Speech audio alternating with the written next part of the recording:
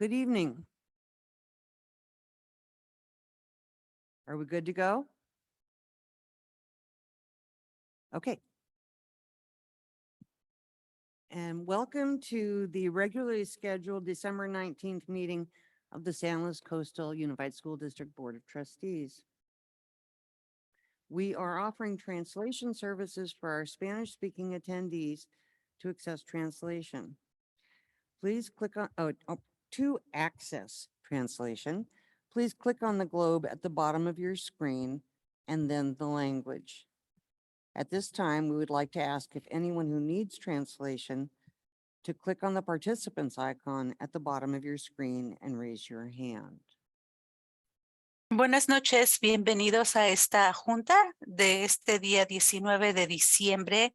El Consejo de Educación, su mesa directiva, estará conduciendo esta junta con interpretación al español. Por favor, les pido que levanten la mano virtual para saber que necesitan los servicios.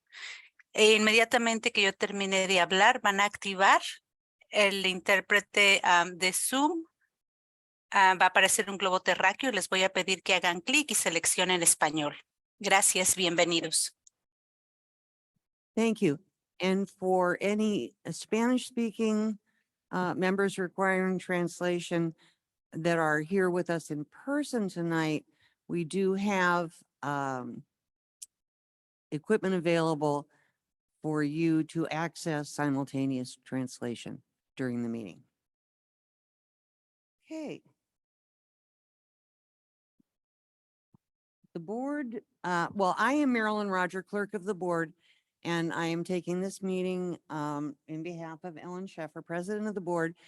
And it's been a long time since I have done this, so please bear with me. I'm just gonna have to remember how to do it.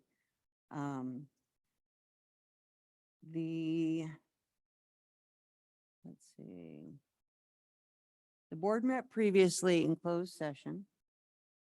We discussed, had a conference with our real property negotiators regarding Sunnyside Elementary School. And we discussed one item of anticipated litigation and one personnel item related to review and possible action of a district employee. It was discussion only, no action was taken. Do we have consensus on the order of business? We're good? Okay. Then we move on to student representatives to the board. We have Lila Merck from San Luis Obispo High School with us tonight. And we do not have a representative from Morro Bay. I understand it's finals week, and so we're making an accommodation to studying. But Lila, please go ahead. I'm new to this. Do I hold it down the whole time or yes? No? Oh, you're good. Oh, hello everyone. Hi, I'm Lila Merck. I'm the ASB president from SLO High School. I have a slideshow that should be going up soon. But I can get started without the slideshow. So last Friday, we had our Student of the Month barbecue, our third this year. It was great turnout. 67 students were awarded Student of the Month based off the acronym THINK, which is something that we guide a lot of our campus and community around at SLO High School. Staff were also enjoying some of the food with us. Something that we implemented the last 2 times for Student of the Month is right where students check in.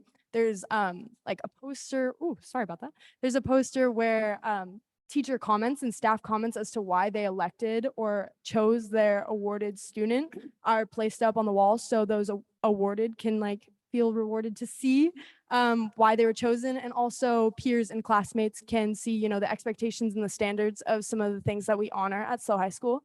So you can go to the next slide. Thank you. Okay, Cash for Carols. This is a huge deal right now at school. It was organized by the class of 2025, specifically Eliana Garcia, who is one of our class officers. And so the idea that she brought up is basically $5 per carol. It was bought all throughout last week, and anyone can buy a carol for themselves or for another person. It can remain anonymous. But tomorrow is actually the day that ASB is splitting up into groups of 10 and we're going to third period classes and we're singing carols for the people that they were bought for. And that same day is holiday attire day. So everyone will be super festive in whatever they wear, whether that's pajamas or Christmas attire or, any other holiday as well. So you can go to the next slide. So with the holiday season, SLO's been emphasizing, especially ASB, giving back to the community. So all the proceeds that we raise for the Cash for Carols is going directly to Jack's Helping Hand, and we raised $485. And also there were donations separate from Cash for Carols that were made in the office as well. And then that same week, we brought in toys for the CHP toy drive that they have every year. And we brought in around 26 toys, and those all go directly back to the SLO community. So skip to the next slide. Thank you. Athletics. So what's not on the slide is wrestling, but they actually sent I want to say 6 or 9 wrestlers to Clovis this past weekend. We've had a bunch of athletes on the move all over California in a bunch of tournaments, as you'll see when I'm talking about these other sports. So boys basketball, they hosted Santa Cruz High last week. It was a really close game, but sadly they lost. And then this past weekend, they were in the Pacifica Showcase and beat Moore Park. So their record this season is 5-5. Girls basketball, they're having a really great season. They won their game against Pioneer Valley and Napomo, sadly losing to St. Joe's with an 8-4 record. Next slide. Perfect.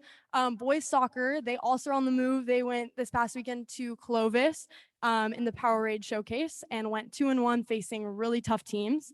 And girls soccer actually won the A-Town Cats and Hounds tournament and lost to Garces at home last week with an 8-2-1 record.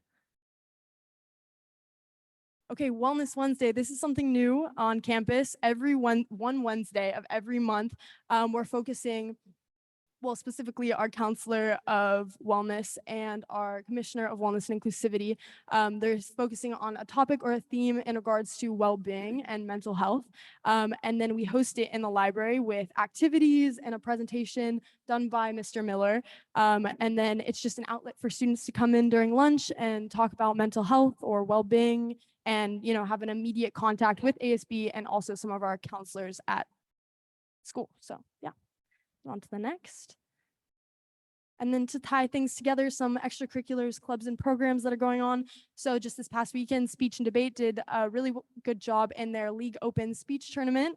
A lot of students won honors and awards.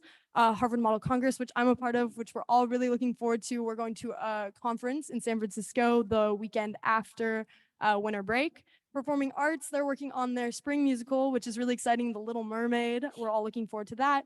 And FFA, it's actually a really big deal. They participated in their sectional competition, and we have 2 students moving on to regionals for Spanish Creed and just regular Creed.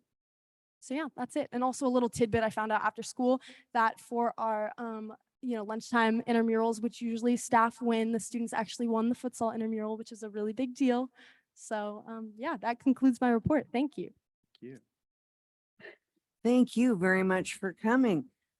Do we have any board questions or comments? I see none.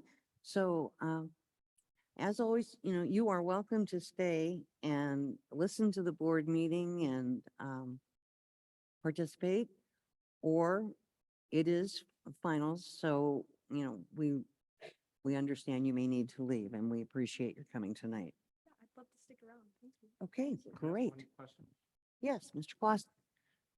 Dawson didn't have the full details on how the women's volleyball team finished, and I was wondering if you could share that.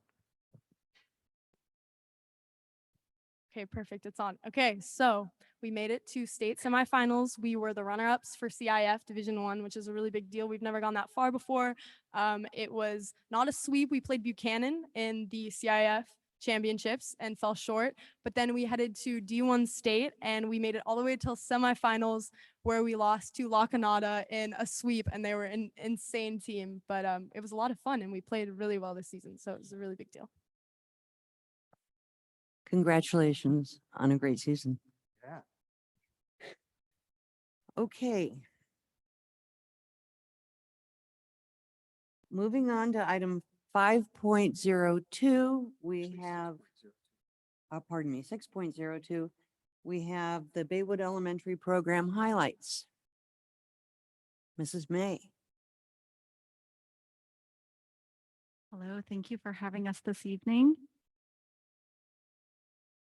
Wait for the presentation to go up. I'm Kirsten May. I'm principal at Baywood Elementary School. We're really excited to be here tonight with a few students to share some of the really great things we're doing at Baywood to help build our community this year. As you know, our DLI program has reached into the 3rd grade. So we've been supporting our DLI teachers and our newly adopted Spanish language arts curriculum and best practices and dual language immersion instruction. But our focus has really been on strengthening our community, our culture, and building our trust as we're turning over our school with this new programming. We have different opportunities for families, such as family story nights. Do I need to do something here, Mandy?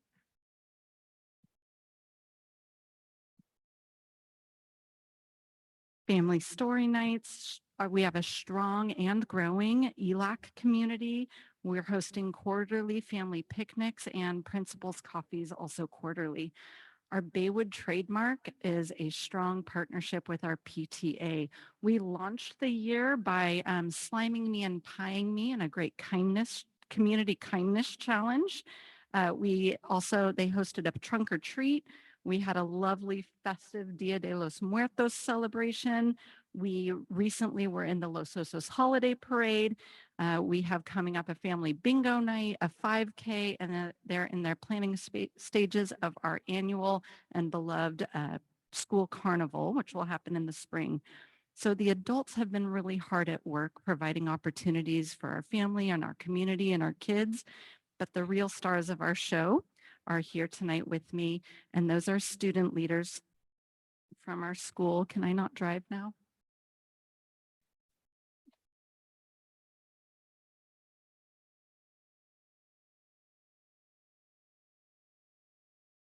Am I able to advance the slides?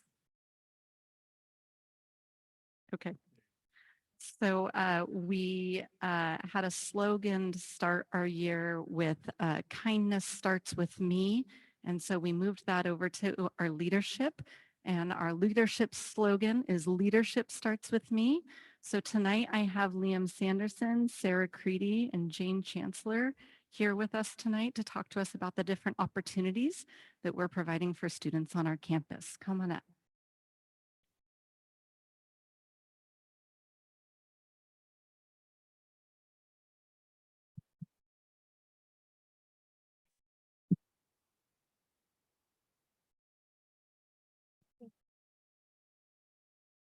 Oh, nice. Hi, I'm Sarah at Baywood. There are about 15 fourth and fifth graders on our leadership team. We have varieties of different leadership opportunities. These include monthly meetings where we watch Kindness 101 videos and talk about how we can positively impact change on our campus. We talk about campus issues and how we can solve them. We also serve as lunchtime monitors on a rotation where we help our adult supervisioners to maintain peace on our campus. We give students special blue kachas, which are called student kachas. And when we see them following the Baywood expectations of making responsible decisions, solving problems, showing respect, and demonstrating safe behavior. Fifth graders have taken over facially our awards assemblies, and we now have fully student-led assemblies each month. In addition, we educated our students from 3rd to 5th grade by going to each class and presenting why they should take the Youth Choose survey and why it is important. When students were asked why they liked being on leadership, they said, "It made me stop running and it's cool." A Baywood Bear said, Leadership has made us more mature. I used to run on the blacktop, but now I don't anymore because I am a part of leadership and I need to be a responsible role model for the other kids. Another student said, I think leadership has been fun and it helps students be more responsible than they used to be. We are working up to spread leadership on our campus.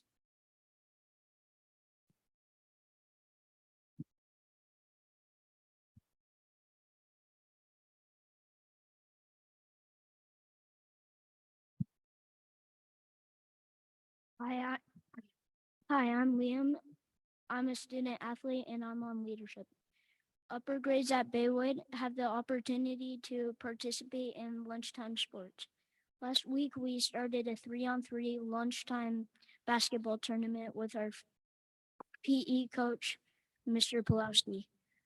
One of the great things about this program is teams can be awarded bonus points in the tournament for demonstrating good sportsmanship and citizenship on the court. These points also count during PE classes. Fifth graders at Baywood have the opportunity to be involved in athletics for achievement. In this program, we practice twice a week and have games on most Fridays against other local schools. Last year, in our first year, we had 10 to 12 athletes per season. And this year, we have grown to 27 athletes participating in athletics for achievement. In my school experience, it has been a great way to represent my school and have fun with my friends.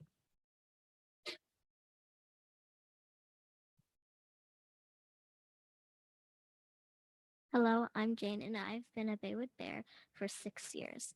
This is the first year of our leadership model and I think it's beneficial for kids because we get to have a voice in our school. We have quite a few programs that make learning fun outside of the classroom at Baywood.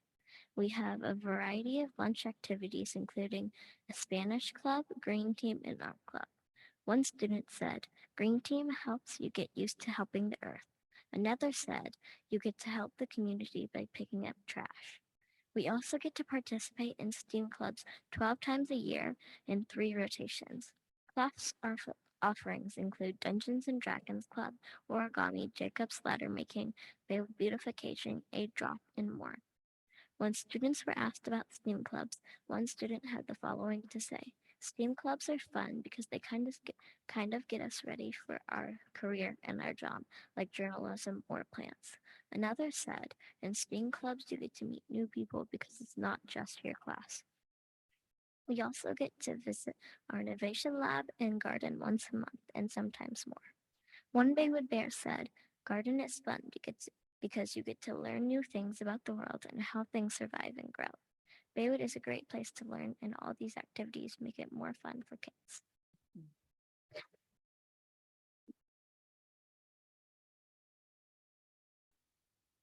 Okay.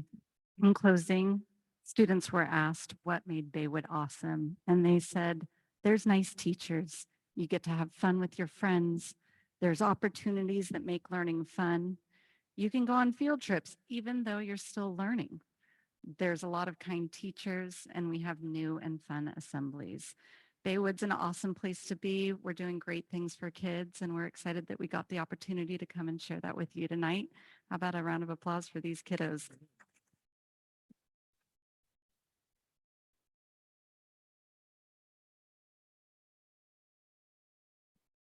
Well, thank you, Mrs. May, and thank you, Baywood students, for coming and joining us and telling us about your school. Baywood sounds like a wonderful place to be. Do we have any board comment? Mrs. Hinton? Oh, you certainly are in an awesome school. I keep hearing it all the time, Miss May, from people that are working there and studying there. What an awesome place Baywood is. Mr. Clausen? Well, I just want to say, Liam, Jane, and Sarah, that was a really great presentation. So thank you. And it's really helpful to hear examples of all your activities because all the things you do there, I think, are part of what makes it great. So thank you. Mr. Unger. And I just want to give props to the Baywood PTA, who has worked very hard this year and the last year and all the years previously to really make sure that the school gets some of the things that they need to have. In particular, I know I subscribe to their monthly flowers, and it's wonderful to get a bouquet every month from Baywood. It's a really wonderful school. Congratulations.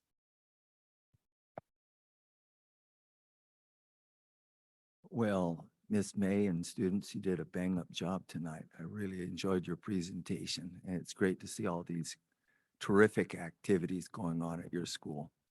I worked there for 15 years, and I love that school. Thank you, Mr. Manfield. Mr. Buckman.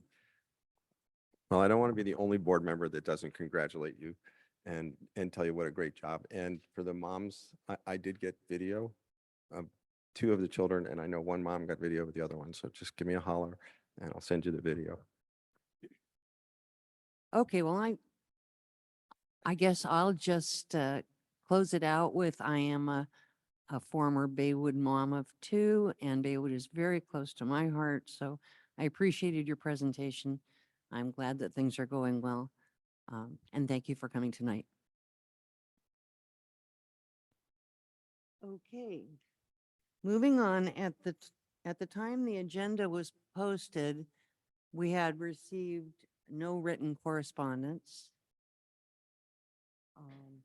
So we'll move to 7.02, public comment. And I have a little bit I need to tell you about that.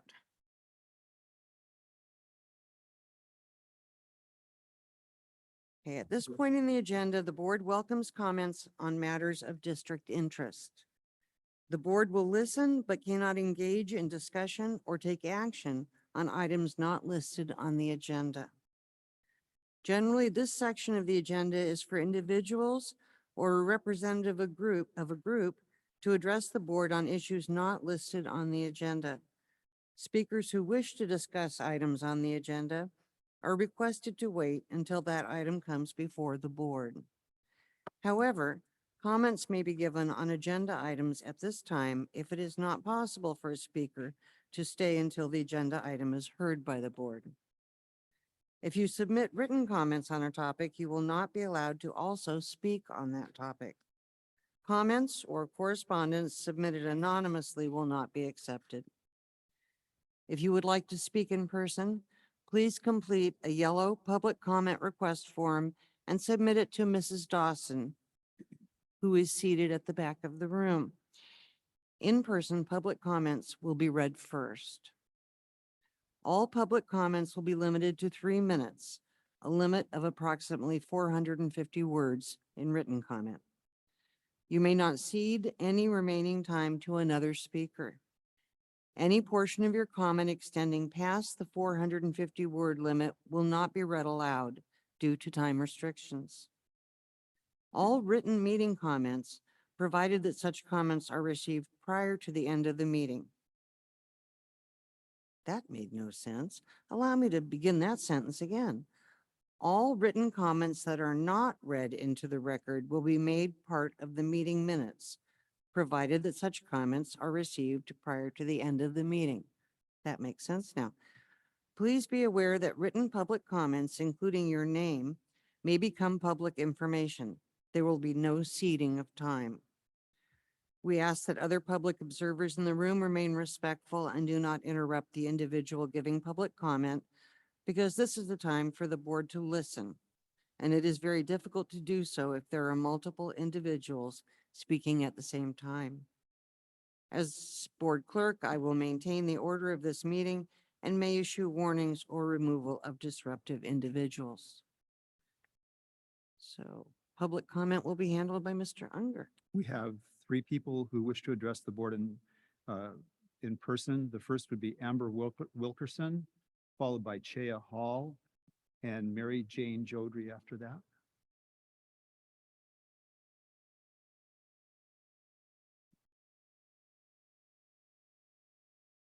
I'm Amber Wilkerson. Macy Wilkerson is my daughter. Sunday night, SLO High School Principal Roland Dickinson sent out a message regarding the removal of a teacher for inappropriate texting and behavior, and I'd like to address that.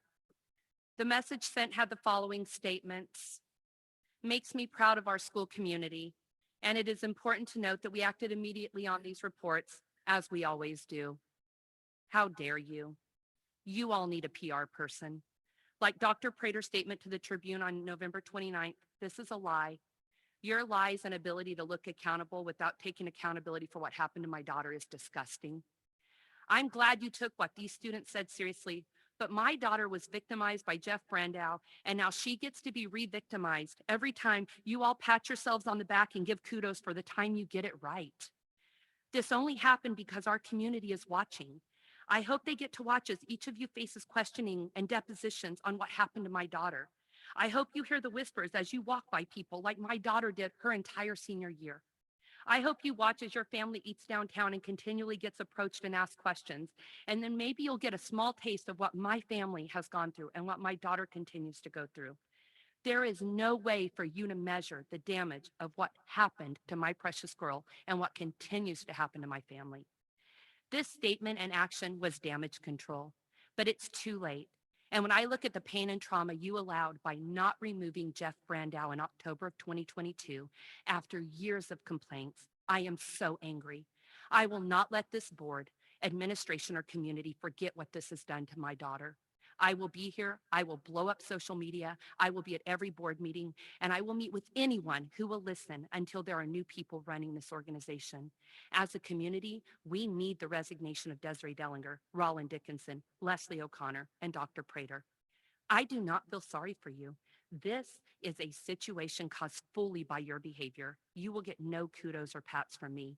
As I look around this library, we have a poster that says character, what you say or do when no one else is looking. We have courage, the time is always right to do what is right. Honesty, stand up for what is right, even when you stand alone. These are the things that we are preaching to every student in this district. We are doing leader in me, be proactive, begin with the end in mind. We are hypocrites. You are hypocrites if you think that putting this up in a library and not taking accountability and saying, we're sorry, we blew the investigation, we handled it wrong, there were red flags that we ignored, we need to change. It is devastating that that hasn't happened to this day. You apologized more to how Mr. Brandow was feeling that I went to a basketball game than you have to my daughter and my family. And unfortunately, it's just too late. Thank you. Shea Hall.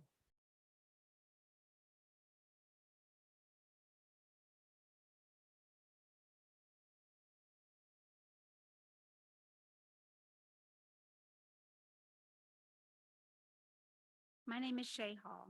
My son graduated in 2022 and spent 4 years at SLO High School as a victim of bullying that began in the athletic department with his coach and some teammates. We brought our concerns to the attention of Principal Leslie O'Connor and Jeff Brandow. Mr. Brandow said to us, "I am sorry. As a parent myself, I'm sorry for what you and your son have been through. We send our kids to school expecting them to be safe from emotional and physical harm." That statement sure hits differently for me now. The next 4 years were very difficult for our son. The bullying continued, and he's forever changed from his experiences. My intention in bringing up the past is to point out that there is a history of choosing to protect staff and administrators rather than protecting students, and to bring to light the irony in Jeff Brandow's statement to us at our meeting. Our family are very close friends with the Wilkerson family. We were there the day they were made aware of Jeff Brandow's inappropriate behavior towards their daughter, and when they learned of the administration questioning their daughter without having them present or even contacting them. We watched with them in disbelief as the administrators continued to allow Jeff Brandow to be on campus for the next 5 months while Macy was expected to attend. We were there as students began to believe the false narrative surrounding the incident, and as those same students began to harass her as well. If he's still here, she must be lying, right? We watched as this beautiful, charismatic young woman with a very bright light started to change, and we watched as that light grew dim. We had been there the whole time. We know the truth, and we know that many of you do as well. This weekend, Principal Dickinson released a statement regarding the latest allegation of inappropriate behavior by a teacher towards a student. He said, "The administration acted immediately on these reports, as we always do." As we always do? Really? because I know, and all of you know, that that is not the case. Please don't misunderstand me. I'm thankful that this time the administration acted immediately. I am thankful that this time they protected the student. And I am thankful that this time they removed the teacher while continuing their investigation. I just wish two things. First, that the administration had acted immediately when Macy spoke to them and provided text messages to them regarding the inappropriate behavior of Jeff Brandow. Secondly, that they would acknowledge their mistake in not protecting Macy last October. I am not naive. I understand the legal implications of that acknowledgement, but at least then we could all start to move in a direction of change and understanding. Until then, I, along with many of my peers in SLO High School and in the San Luis Obispo community, will have a very tough time trusting that our children are safe in your hands. Mary Jane Jodry. Sorry if I got your name wrong. Hello, my name is Mary Jane Jodry. I'm here to talk about inappropriate behavior with children. And gee, I just want to hug all these kids and protect them all. We really owe these kids so much. My son was the young man who fell from that parking structure in San Luis Obispo 4.5 years ago and passed away. He was being chased by a sexual predator. And the guy has a long history of this. And that my point is that inappropriate behavior isn't something that just happens. And maybe it happens once with some people, but actually it's usually a learned behavior over time. And we need to believe our kids when they tell us something inappropriate is going on. I really kind of watered this down quite a bit. I have a lot of statistics. I have information for anybody who works with the mental health department. These are very serious issues in our day. So many kids are being inappropriately handled. And I know that none of us, we don't know when somebody comes to interview for a job that they're going to be some kind of a bad person. But I do believe that in the future, you know, whenever we have time after time a student saying something, that we need to listen. And anyway, our goal with I've spoken to San Luis City Council, Cuesta College, Cal Poly. Our goal is to prevent any of these things from happening on a much higher level. And in any level, really, we need to stop it at the smallest levels and have our kids live to be 30 and feel good about themselves. And I always end my story with telling people, all these kids, that I want them to send me a postcard when they turn 30 and tell me that somehow what I had to tell them made a difference. Thank you. Thank you. We do have 3 people who would like to address the board on Zoom. Ms. Dawson, the first person we have is Michael Lowe. Oh, I'm sorry. We have another person who wishes to speak in public here. Yes. Okay, could you state your name? Do you have the white piece of paper there? Oh, The I'm yellow sorry. sheet. Okay, yeah, I'm sorry. Go ahead. If you could just state your name, please. Michael Lowe. Oh, I'm sorry. Yes, I'm sorry. I have you being on Zoom. I apologize. that's right. Good evening. Just as a matter of formality, I do have an item to be submitted with my statement. In March of earlier this year, this board appointed 6 members to the Measure C Bond Oversight Committee with 1 vacancy. Since that time, and that is a body that is covered under the Brown Act. Since that time, another member has been appointed to that position, that vacant position, without being approved by this body. And so I do have, just as a matter of formality here, a letter to cure and correct that, to take action so that we don't make ourselves vulnerable as a district to any type of litigation. And I've already exchanged a few emails with Assistant Superintendent Pinkerton here, and it sounds like he's going to make quick work of fixing this. And so commend you for quick response on that. Thank you. This evening, I would also like to address the board regarding some of the statements from the last meeting regarding the equity leadership team. It sounds like that this year, the goal is to narrow the focus on personnel and focus on implicit bias in the hiring practice. I really appreciate that. That's a subject that's really near and dear to me. I just finished my master's thesis, which ironically enough was on eliminating implicit bias in public agencies' hiring practices to create representative bureaucracies. And I would love to lend my expertise to this district because I do have a vested interest in seeing the success, except for that parental involvement is not being utilized this year with the committee. With that as well, you know, there are other principles or other priorities that were addressed in the equity team's roadmap, which identified academics in addition to personnel and student well-being. And in light of what's going on with the Wilkerson family, I think that it would be a really great idea to actually broaden the scope and not to narrow the focus to just personnel and to focus on student well-being, especially with chronic absentee rates in the district still not fully being recovered from COVID-19. You know, if we step back and I just met Amber for the first time tonight, I don't know any of the details of the situation. I'm just reading what's in the media. And if we step back for a moment and just look at the situation using systems level thinking, what we see is that regardless of how staff handled these situations, regardless if every procedure and protocol was followed correctly, the system really failed to take care of this young woman. And so I would just urge this body to consider looking at the actual system and to even separate that from staff's action and look at those two things independently, because we do have some work to do. And so I guess what I'm saying is I'm here to help. We want to help. And so please let us. Thank you very much. Next is Lucas Lowe.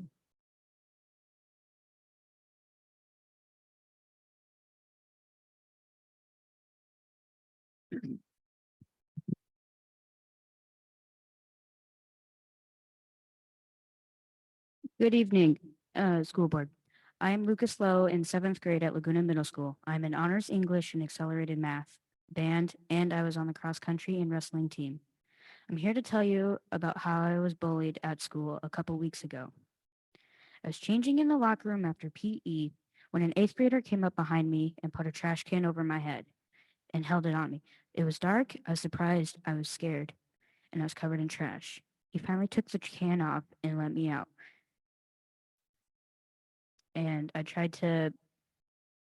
tried to make me pick up the trash with him. This happened at the end of the school day, and I had to rush out because my brother is waiting for me at Sale Smith. I called my parents and let them know what happened, and my dad left work right away. He got to my school at 3:40 and was told that there was no administrator to talk to him. He was told to email them, but he waited instead. Miss Din took the time to talk with him in between her meetings. And the next day, she talked to me about what happened and helped me. I thought you should know that Miss Din makes me feel safe at school. Thank you. Thank you. And last is Jackie Lowe.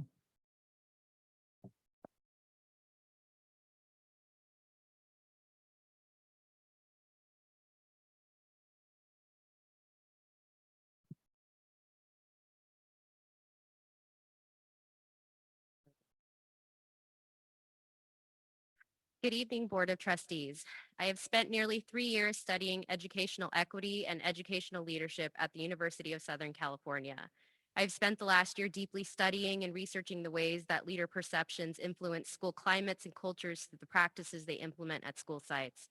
I've also spent the last 5 months in deep conversation with dozens of principals, assistant principals, and district office leaders along the Central Coast for my dissertation research.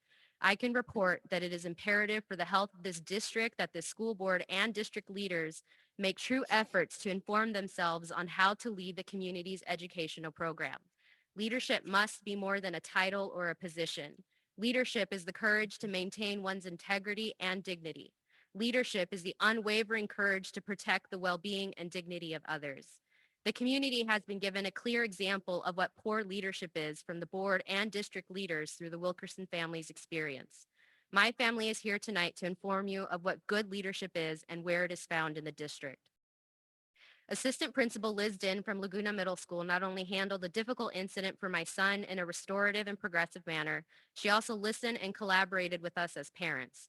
Ms. Din's leadership can be characterized by her timely and open communication, a willingness to listen, and a desire to work with parents and not against them. Ms. Din's leadership is an example for the leaders here before me and throughout the district. I want to emphasize that your community is watching and listening to your actions and inaction. Dr. Prater is supposed to be the shepherd of our educational program, work with us and for us. Trustees, accountability for the people you employ is in your hands, work with us and for us.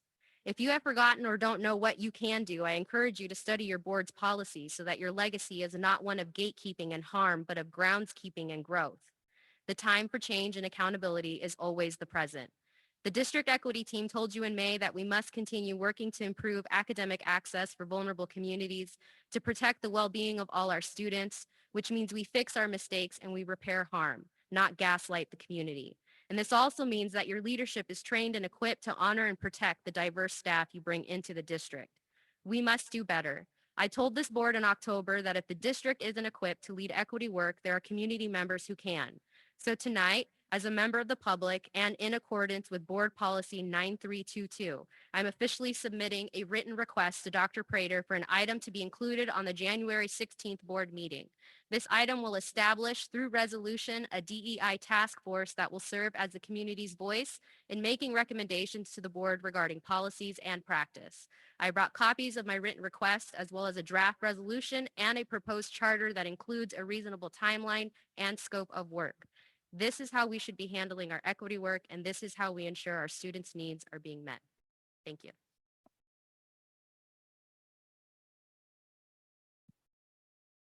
Mrs. Dawson, do we have anyone on Zoom who wishes to address the board? Okay, thank you.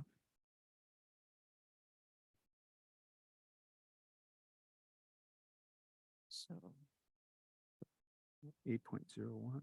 okay, is there anyone in the audience that didn't submit a written request but would like to speak?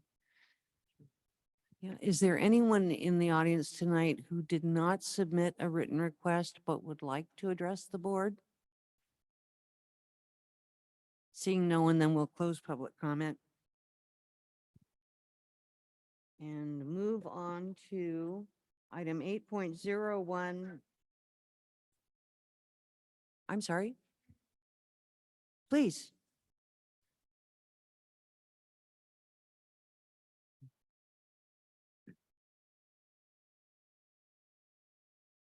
Hello, everyone. My name is Andrea Saron.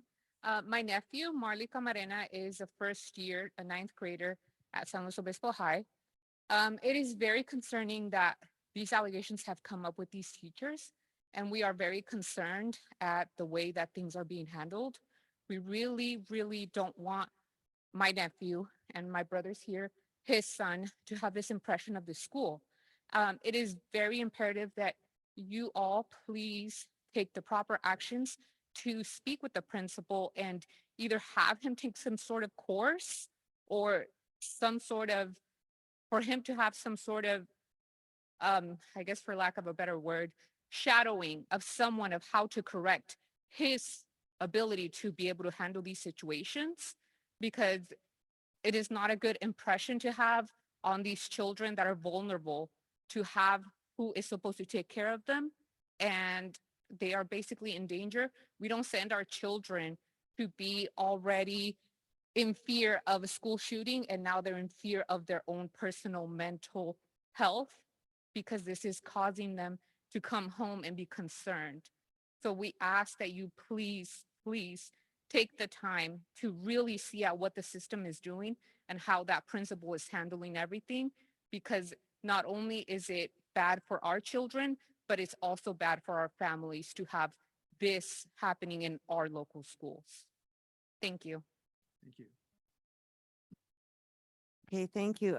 I just would reiterate that the board, in accordance with the Brown Act, is not able by law to engage with members of the public during public comment. We can't speak to items that have not been previously agendized, but we are listening and we do hear you, and please be assured of that. Okay, moving to 8.01, we have the business and budget update. Mr. Pinkerton. Yeah, just a quick update. Actually, school services released the state budget information today. Came out with kind of a forecast. The state overall, 23-24 forecast was 96 million. Actual was 70 million. So short $25 million or 26% of the revenues. And then just for October and November alone, forecast was 62 million or billion, I should say, and came in at 36 so far. So some major shortfalls in the state government with revenues, taxes. And so it's on the heels of some good news, right? In terms of inflation, the stock market, those types of things. But the way that California's major revenues is set up is personal income tax.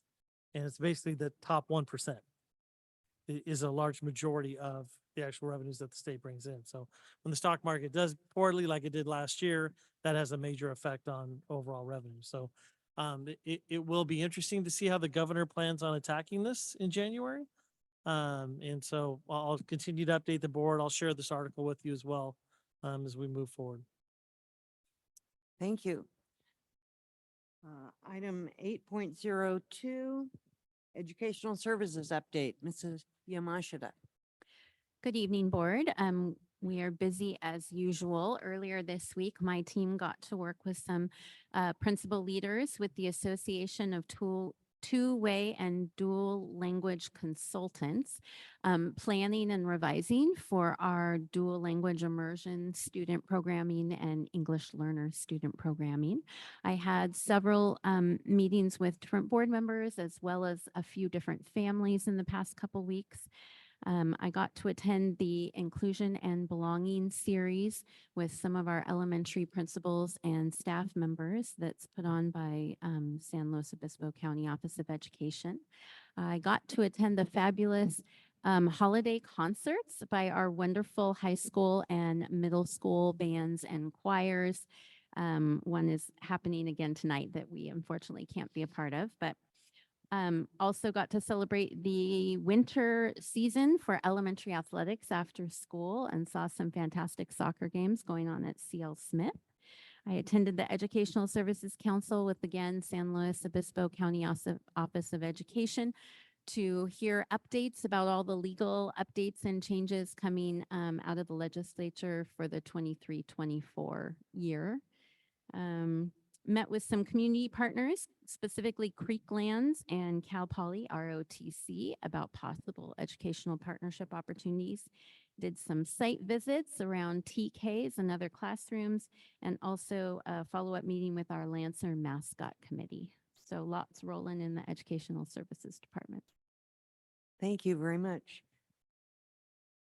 Okay. Back to Mr. Pinkerton for our measures C and D updates. Yeah, so just a quick update. They finished the back road, San Luis Obispo High School, which was kind of the last project there, along with the 800 wing. So they're doing the punch list. So we'll have this, our special education staff will be moving back into that building over the break. We'll have movers moving them back into that building during the break. And then at Morro Bay High, I walked the campus earlier this week, yesterday, and was able to see, the back parking lot now completed. They are also going to be moving into the last classroom building there. So pretty much finishing, as we have discussed before, those projects. So yeah, exciting stuff. Okay, thank you very much. Item 9.01 is a resolution. Resolution 1323-24, the first interim report as of 10/31/23. And this is presented by Mrs. Eklund. Hello. Okay, that's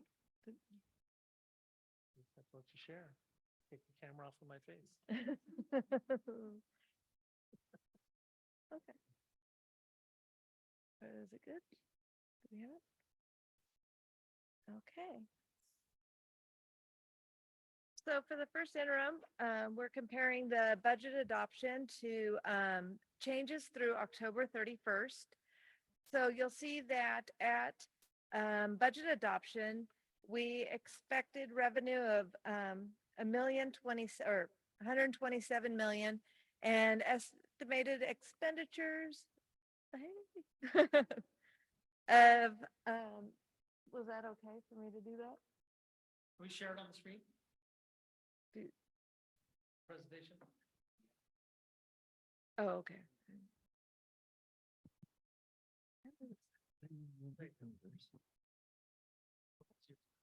Okay, there we go. Okay, so $123 million. And so we had an estimated surplus of 3.5 million. Now, when you look over at the first interim column, you'll see our revenue has gone up to 133 million, 139 million, and expenditures, but you'll see we have a deficit of 6.4 million. Most of that is carryover from prior years. So we had a huge ELOP budget with carryover. We had some carryover in the one-time funds for arts, music, and instructional material block grant, and then the learning recovery grant. So it's pretty typical at first interim to see a deficit. We don't recognize revenues in the current year. We recognize the fund balance from the prior year. And you'll see that it's a little bit clearer on the 10-year.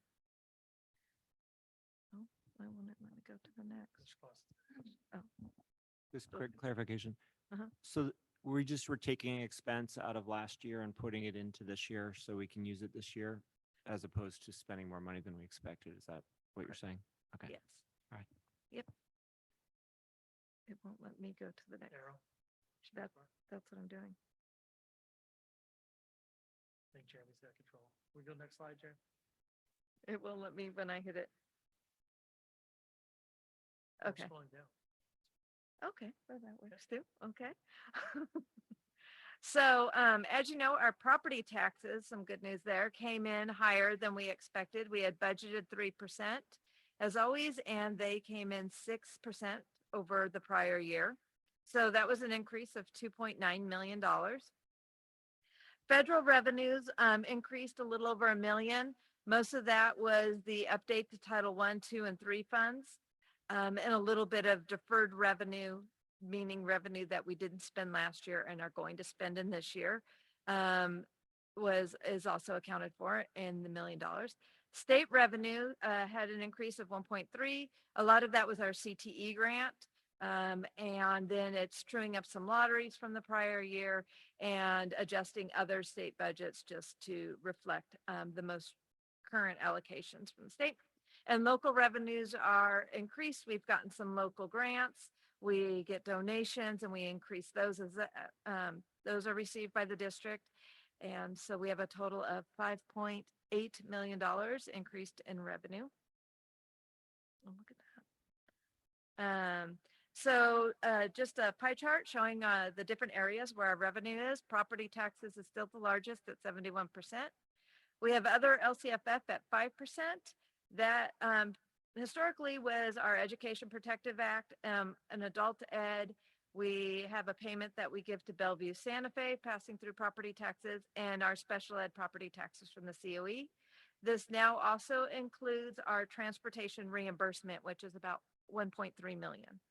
And then we have federal revenue at 5%. State revenue is up to 8% because as we get funds, these one-time funds and any other new allocations from the state, they're not putting them in LCFF. They're giving us more categoricals again.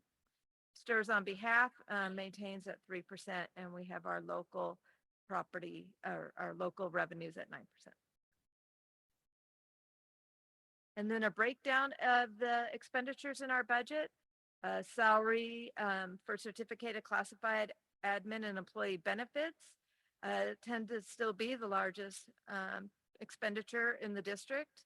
We do have services and other operating costs at 10%, books and supplies at 11%. On this chart, you'll see the salaries for the certificated classified admin and the benefits added up. That looks to appear to be a little bit over 70%, but that's of total expenditures. The way the state looks at our personnel cost is what percentage of total revenues. And right now, our personnel represents 81% of our total revenues. This chart kind of breaks down our service and other operating costs. And I started putting this one in there. There was questions, that account seems to grow. One of the things I want to point out where you see other services or the ELOP grant, a lot of times when we receive large sums of money from the state and we have to balance the budget, meaning if we receive $1 million in revenue, we need to show $1 million in expense. And we will put it in 5,800. That's our holding account. So sometimes it'll appear a little higher during the interims, and then that money, if not fully expended, like if it's a multi-year grant, like the dual language immersion or educator effectiveness, that money will fall to the bottom line. You'll see a fund balance at the end when we present unaudited actuals, and then you'll see the deficit like you did on the first slide of the $6 million. To go over the benefit projection, STRS again is at 19.10%, no changes there projected. PERS continues to go up. It isn't going up quite as high as they had said. We're looking at going from 26.68% to 27.8%. So a little less than 2%. In the past, it's been anywhere from 2 to 2.5%. Our health and welfare stays pretty stable at 3%, 4% increases year after year. Hopefully that holds true as we continue. We find out the new rates in the spring for 24-25. 22-23, just as a reminder, that was appeared much higher when we upped the employer contribution for the employees. So the employer cap went up $1,000 for certain bargaining groups. And then our comparison. Oh, sorry. Yep. So Katie, one of the questions I had, and first of all, I want to apologize for my very terse email that I asked you a question. The number one rule about emailing that I keep forgetting is review your email before you hit send. It's all good. So I just want everybody to learn from my mistake. On these numbers, what I just heard is these numbers now throughout this presentation do include the increase that we just gave staff, or do not? The 10-year does, not these this. Okay. particular numbers, because we have to only account when we submit it to the County Office of Ed through October 31st. Got it. Thank you. So the LCFF right now, the district is receiving approximately $11 million more than if we were an LCFF funded district. That's about $1,100 more per student.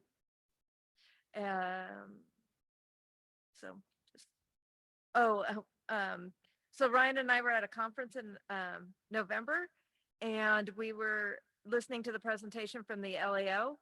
And while we were doing the presentation, the speaker mentioned 1%. His slides went blank.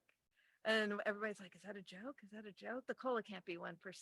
Ryan and I were just sitting there. We had just gotten our property tax news, and they came back and they said, yes, they're projecting based on the state's budget to be a 1.2% COLA versus the 3.94 that they were saying for next year. So for our LCFF funded districts, that's a bit of a hard pill to swallow. And now Ryan's 10-year budget. General question so far for Katie? Yes. Yeah. You don't get to leave yet. Okay. So in the, well, you're going to go over the 10-year, and you might even say this, but before I forget to ask you, the property tax is projected at 3% growth, even though we got more this year. I'm going to keep it at a 3%. So this is the latest projection for this year. So if you look at 23-24, that's the actual property taxes that we're supposed to receive. That's the plus 6% that's been included. So we brought the 10-year because that's just our projection that we share with the board. We brought that up to date. both with the potential raise that you may choose to approve later on in the meeting, as well as the increase in property taxes. So that is reflected in this 10-year budget. So I thought since we had a 6% increase this year and we have a lot of construction in the area, Uh-huh. that we might raise the 3%. Yeah. That's So what I'm in at. terms of the long-term projection after this year, so we could do that, but that would be, it's my job to be on the conservative side Conservative. of those things, right? I don't want us to show that we're receiving a bunch of money and then not have it. And so it's that balance of long-term. If you look at the past 15, 20 years, it's been average 3%, even with these two higher years. So I would love it. That would be fantastic. It would be great news for me to share with the board should that happen. But if you're going to do a projection, it's best to probably stay on the conservative side for revenues, especially Right. not knowing what's going to happen with the state and the economy and those types of things upcoming. Okay, thanks for the answer. Vice versa, I'm not going to put 0%, Right. right? And be Right. too conservative Yeah. that it's not realistic. So there's a balance. Now, if it continues and every year it's higher, then I guess, yeah, that's something we need to look at and project. But I will tell you, the county last year, in April or May, sent us their projection and it was around 3% that they had said. I think they're getting caught up on their assessments from all the new building. So we had not jumped, what was it, 2 years ago? The 21, 22, we did not make. We didn't make 3%. We It was didn't make 3%. 2.3. We should have, though. There was all of that new building. I think they're getting caught up on their assessments and the coming out of COVID and things like that. So yes, as the building continues, but it takes them a while to go back and assess, at least a year and a half. Okay, thank you. There was another. Mr. Buckland. So before, thanks. I didn't know whether to ask us in the prior presentation, but as long as we're here sort of at a break, we were getting money that was a settlement for Diablo Canyon closing. And it's running out next 2 year. years. 2 years. But this governor just signed a bill that says Diablo's going to stay open for another 30 years or whatever. So have you had a chance to reflect that? So there's there again, and I've said this several times. Yep, go ahead. Pat, Not here. There's absolutely no information that we have that says that Diablo staying open means they're going to pay more unitary tax. But didn't they in the past? That has nothing has come forward to say that. First of all, it's not for sure that they're staying open. They are getting through some hoops that they have to get through to stay open.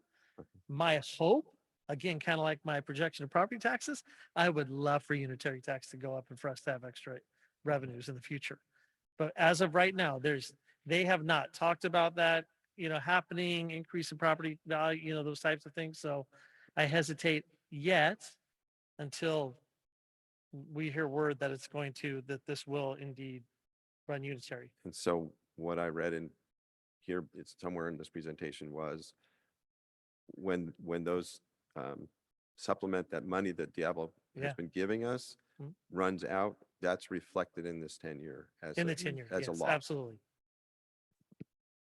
So if you Okay. look right here, it's actually the blue, you'll see Diablo DCPP settlement. So that's SB 1090. You'll see that those revenues, our last draw basically Right. is the 25-26 school year. But the unitary tax, That would be reflected at the very top.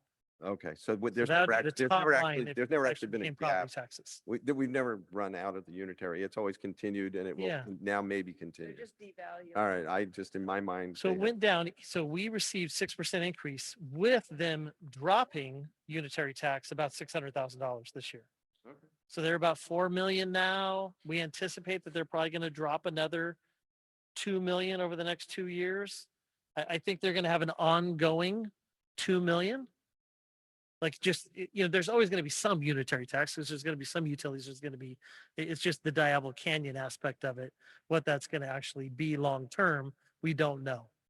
Right. So that, and which is exactly, they're literally what they said they were going to cut in 7 years is what they're cutting. Okay, so we'll see. So we'll see. Okay. Thank you. I'd be super hopeful if that happens. Yeah. but it does. So in terms of the 10-year, you'll see the projection, of course, 3% out.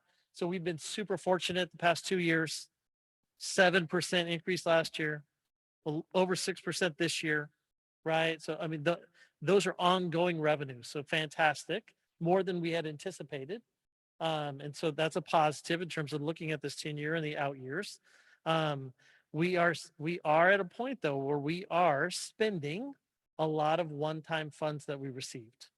And so if you'll see, I mean, bottom line at the very bottom of this slide, which is the most important, is kind of our surplus deficit, right? So if I can.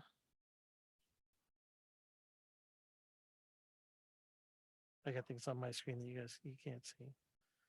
But really, at the end of the day, it's the bottom line, which for some reason I'm unable to pull up all the way.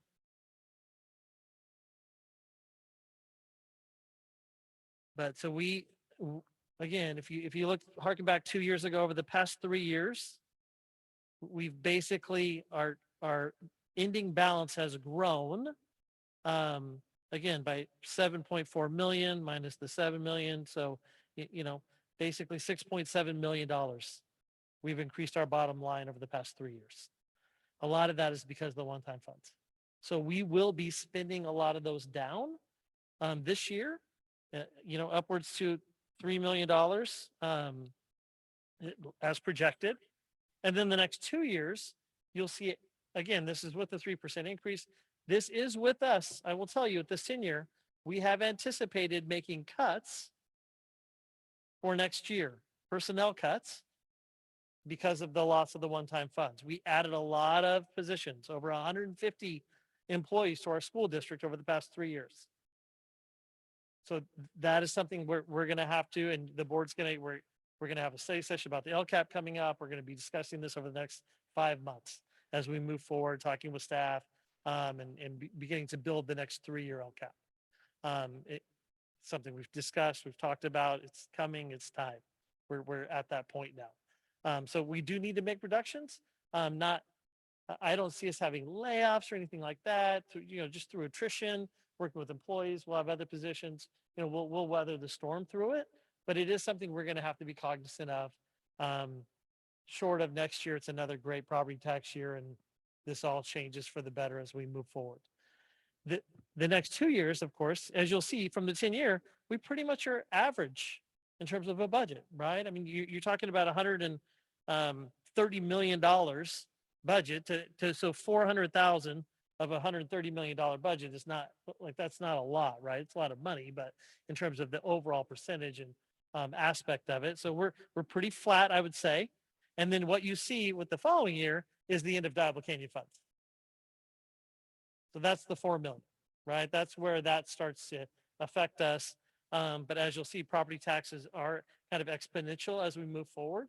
So when we say 6%, it's 6% of a higher number. This year, 6% was on top of the 7% increase that we had last year. So those are things that long-term revenues will help us, right? So that potentially helps us moving forward. But revenues are, I mean, expenditures and personnel expenses are, I mean, that's the key, right? So as these one-time dollars have kept that 82% down, but as those go away, that will creep up as we move forward. And in particular, again, as we've talked about, a lot of this is the state having the district's contribution to employers or to employees' pension plans has risen dramatically from 6% back in 2016, 13 to now almost 30% moving forward. For teachers, 7% then, now 19. So those are dramatic costs, right? So those are things we have to work with our employee unions, make sure that they understand the total compensation that goes into having salaries, right, as we move forward. So again, a lot of needs in the district, a lot of things we need to do and want to do. So it's, this next year will be a big year as we kind of develop this next 3-year LCAP and kind of moving forward, what are those things we're going to do to assist kids. Awesome. So earlier you gave a fairly pessimistic forecast for state revenues and income. how does that translate to our one-time funding? And is that already incorporated into our Yeah. 10-year plan? Is that just meaning we should probably see less positive news in the one-time funding? So Or what does it mean? potentially, again, it's kind of early to tell, I would say, right? Until we hear from the governor in January what his plans are. So two things really come to mind with kind of one-time funding for us. The first one is the ELO funding. So that is something that right now we're utilizing for summer school. We're also paying for all English learner, free and reduced lunch, foster homeless youth to have before and after school care. So that's something that the district pays for all those students to have the 9 hours coverage, even more, right? Through our child care agency. So that would be something that would potentially, I could see potentially getting cut, even though in talking with Mrs. Eklund, he's kind of formulated that to where it's kind of built into the actual funding of schools now. So it would take a lot for him to kind of claw that back, take it down. So that's one, the ELO funding. The other one is just with some of our other funds, Prop 28.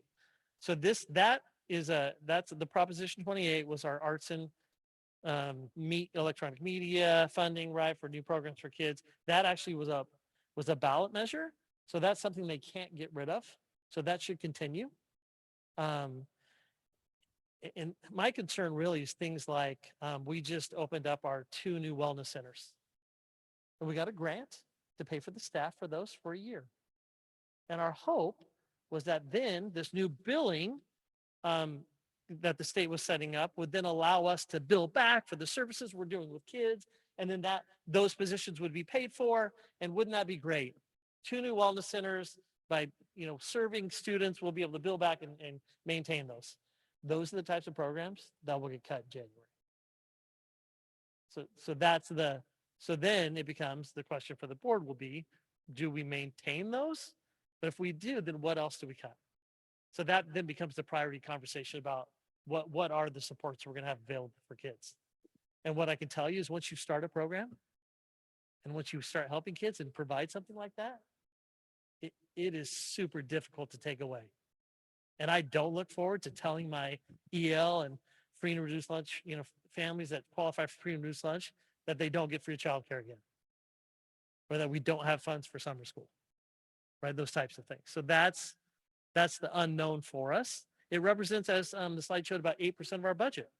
So it's not like we're totally free from the state cutting things or those types of things, right? That said, we will weather the storm a lot better than state funded districts will with what it looks like on the horizon. Because they've had a few years of super high funds and now we'll see. So Ryan, perhaps you already answered the question. Are we though, given the dire state of California's finances, are we looking at mid-year budget cuts? Do we have any indication about that and whether any of our one-time funds or our grants would be cut between January and June of this 2024? Yeah, I guess anything's possible, but I honestly I don't know right now. The governor's actually come out and said it's not going to be as bad as they say. No, I'm saying, so this is, some of the things, right? So the state does have some surplus, some rainy day funds that they could utilize to assist, right, over the next year. Long-term, my concern would be for the following year, not even for this coming year, but the following year, right, as they anticipate things. So will they take things like, they've added a ton of money to the LCFF, the per student funding formula. They could claw some of that back and drop that number. And then if they did that, you're talking about districts that gave 10% last year. Los Angeles Unified, 19%. That's on the books. They're not getting that money back from employees, right? So, you can imagine the long-term effects of what something like this does, right? And this is often what, unfortunately, this is nothing new for state-funded districts. This has been going on for 40 years, right? And a lot of it, again, like I mentioned earlier, is the product of our tax system. Because we're so reliant in California on the top 1% for our overall tax revenues, it makes that really roller coaster if we have a bad stock year like we came out of. even though it looks like it's better now over the past couple of months. So we'll see how that goes. So you'll see this is eerily similar, this 10-year budget, to the last one that I brought forward with the budget, right? So it kind of, we knew that we were going to be, having a deficit this year. It was kind of a planned deficit after having a $5 million fall to the bottom line last year. Okay, questions from the board? Seeing none, I'll go to the public. Is there anyone from the public that would like to address this item? Anyone on Zoom? Okay, well then what we have here is a resolution which calls for a motion, a second, and a roll call vote. I'm looking for a motion.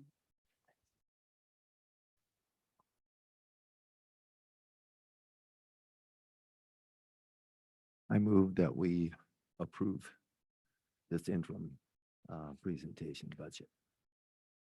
Thank you. Second that. Okay, I have a motion by Mr. Banfield and a second by Mr. Clausen. Mr. Banfield, Yes. Mr. Clausen, Yes. Mr. Buckman, Yep. Mr. Unger, Yes.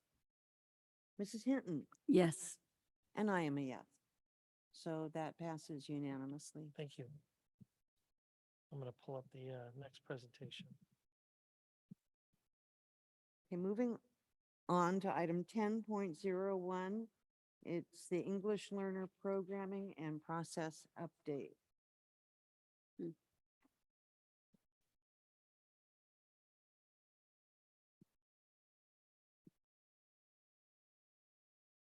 And we have Mrs. Shepherd presenting and Mr. O'Connor. Good evening, Mrs. board. Green. I'm Stephanie Shepherd. I am the Director of Elementary Learning and Achievement. And this evening, I'm presenting with Leslie O'Connor, the Secondary Director of Learning and Achievement, as well as Leilani Green, who is a teacher on special assignment, who oversees our EL support and programming. This evening, we're going to be discussing our multilingual learners, and we'll be providing an update.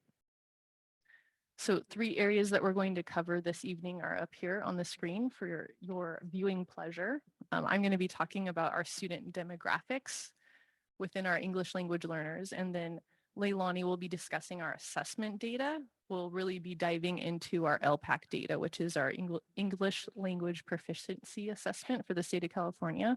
We'll be looking at the results from this past spring. And then Mr. O'Connor will be talking to us about the instructional supports that are available to our students at the elementary and secondary levels.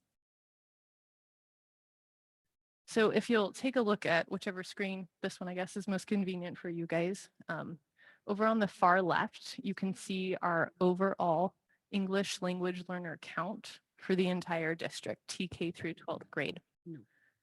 And the way that we designate a student as an English language learner is actually done through that enrollment process. So caregivers are completing a home language survey, and when they're indicating a language other than English on that survey, it flags it within our system, and then we provide that student before they come to us with an LPAC assessment. And so we're able to see their level of English proficiency and then determine supports and services from there.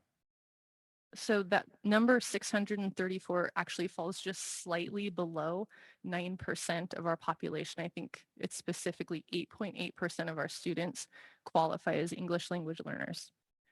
The middle number that you'll see there, 426, is our students that have been reclassified as fluent English proficient. So those students have been able to demonstrate enough proficiency with the use of English so that we're able to put them in another category that we continue to monitor for the next 4 years. So for example, if a 4th grader were to reclassify as fluent English proficient, we then exit them, which is our next category to the far right, within 8th grade. So we have 331 students that have been monitored for those 4 years and then exited. On this slide, what you'll see is a breakdown. It's the number of students that qualify as English learners by grade level. So looking at the bottom of the graph, you can see our progression going from TK up through 12th grade. So as our students matriculate through our school system, we see overall that there's a downward trend, that curve that you see going up through 12th grade. Overall, that means that we are able to successfully reclassify our students, meaning that they're earning that level of proficiency that we want to see them achieve. Marilyn. So if we go a little, Stephanie, can I just back on the slide 4? So this, you know, sort of like a child looking at this, I would say, okay, well, that's great. We had the 80, 90 students, and then we always progress, but don't we get new students? we do. along? Good question. Yes.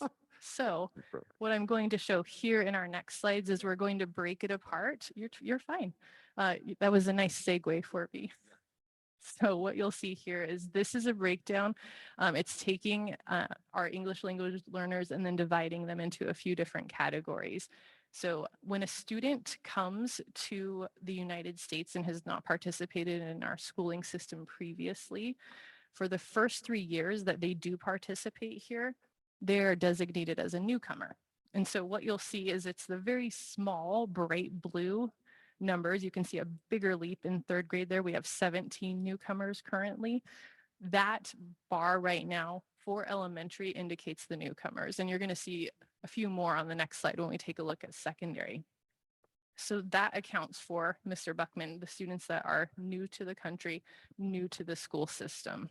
So again, in my innocence, do really kids just happen to show up in kindergarten in huge numbers, and then it's just a few kids every year after that? I'm not sure that there's a pattern that we could actually account for in terms of how many English language learners were newly qualifying. When students complete that enrollment process, we're accepting them in as they come and welcoming them in. Thanks. Yeah. So then the bar on the top that I want to point out, it's a teal color. And what you'll see is it doesn't show up on the elementary side of the house really until 5th grade. And what you'll see is that we have 6 students that are designated under the category of a long-term English learner. So that is a student who has not classified as fluent English proficient within the 6-year span that we would typically expect. And so that student is then reclassified as, they're not reclassified, they're then designated as a long-term English learner. So as we shift, you can see that there's some diversity as we move up to the secondary school level. The newcomers, again, this is not something that we can necessarily anticipate or account for, but there are a greater number of newcomers at the secondary school site. You'll see those numbers are in the blue bars at the very bottom. And then moving up to our long-term learners, you can see that those numbers are a little bit bigger, again, because students do not reach that designation until 6 or more years. Ideally, we are reclassifying them as fluent English proficient instead of a long-term English learner. So that's where our work lies right now.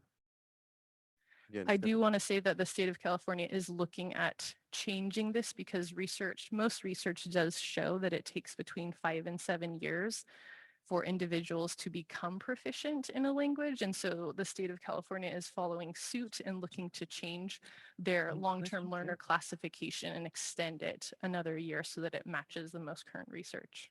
Did you have a question? Yeah, sure.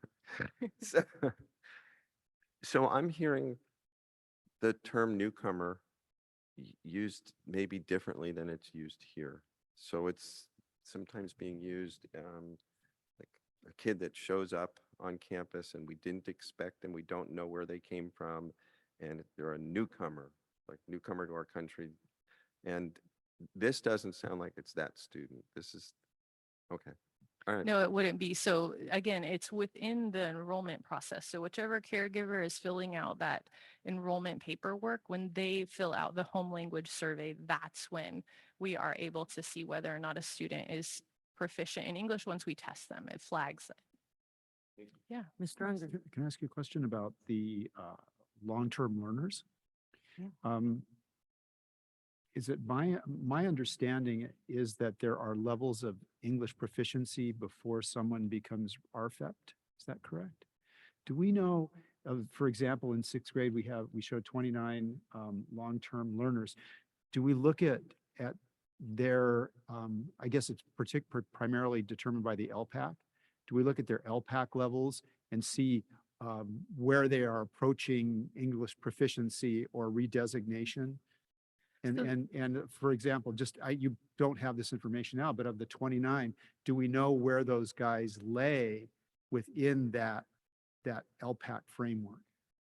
We do. We're not necessarily putting that within the presentation tonight, but we are going to examine some cohort data when Leilani Green is taking a look at our most recent LPAC scores from the spring. And in order to reclassify as fluent English proficient, the LPAC is one of 4 things that are examined. There's also the parent input piece.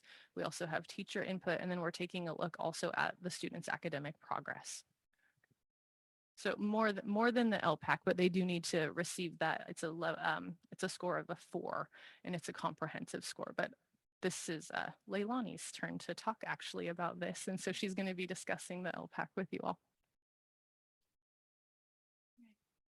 Good evening, ladies and gentlemen of the board. Thank you for taking the time to pay attention to English language learners. I'm very excited to share what our students have done in the past year and what we're looking forward to working on in the upcoming years. So I'm going to be looking at assessment data with you all, and this is going to be looking at the summative LPAC score report from 2022-2023. So every year, every English learner in the state of California takes the summative LPAC, and they take it anywhere between February 1st through the end of May. And then the data comes out over the summer and we can present it to you. So I'm going to be looking at the score reports, and then we'll also look at a comparison to how other districts in the area or like and non-like districts are doing. And then we'll finally start a look at a cohort analysis. Sound good? Excellent. So the first thing I wanted to talk about briefly is the summative LPAC, because I know we don't necessarily, it doesn't live at the forefront of everyone else's mind. I think about it every day, but you guys don't have to, luckily. The summative LPAC is the test we use to measure how well students from transitional kindergarten through the 12th grade are able to understand English when it is not their primary language. And we like to think about students in terms of their assets. So what we're measuring is what they can do. So for our level 1 students, those are our beginning to develop. Those are students that are maybe qualifying as newcomers. This is their first time working in the English language. They're going to know some words and phrases, and they're probably going to earn a score of 1. As they progress up the levels, by the time they're at level 4, what we want them to do is consistently use English to learn new concepts at school. Right? We want to make sure that they're able to acquire material presented in the English language without any additional supports. So that's what they're going to be showing us when they earn a score of 4 on the summative LPAC. We good? Yes. Sorry, maybe I'll stop asking questions. Is this test, I guess, in the written form or maybe when it's online? That's a great question. Actually, it's my next slide. Okay, I saw that, but this question's sillier. Is this test given in Spanish? No, the test is given in English. So just for fun, what would happen if I took this test or a student in 3rd grade that's an English speaker took this test? What do you think they would come in at? I mean, every kid would come in differently. Every kid would come in differently, yes. Would they all come in at a level 4? Probably not. Okay, sorry, just a fun question. No. All right, thanks. You can take the practice test. There are practice questions. Yeah, we can go through it. So the test. Can I ask you another LPAC Yeah. question? Do like the California the test, I'm blanking on it. The computer adapted test that we give our students. How does the LPAC become more difficult over grade levels and over years? Yeah, if you want, I can go to the next slide and we can talk a little bit about it. Does that work? Yeah. Break it down for you guys. So if you are in TK or 1st grade, the test covers 4 domains. It covers speaking, listening, reading, and writing. And those are the productive and receptive language, right? We produce when we speak and write, and we receive language when we listen and we read. And so the test measures all of those domains. When you are in TK or kindergarten, the test is administered one-on-one for all 4 sections. It is through a computer, but it is done one-on-one because obviously it's a tricky task to ask a TKer to do. We're not going to make them do that independently. And the speech, TK-12 is always proctored one-on-one. So it's going to be via the computer, but it's just the proctor and the student. You can't do any sort of like larger administration. So test complexity for TK and kinder is the same. And then when you go to 1st grade, the test gets increasingly complex. That's what is getting to your question, right? And so the test basically gets harder.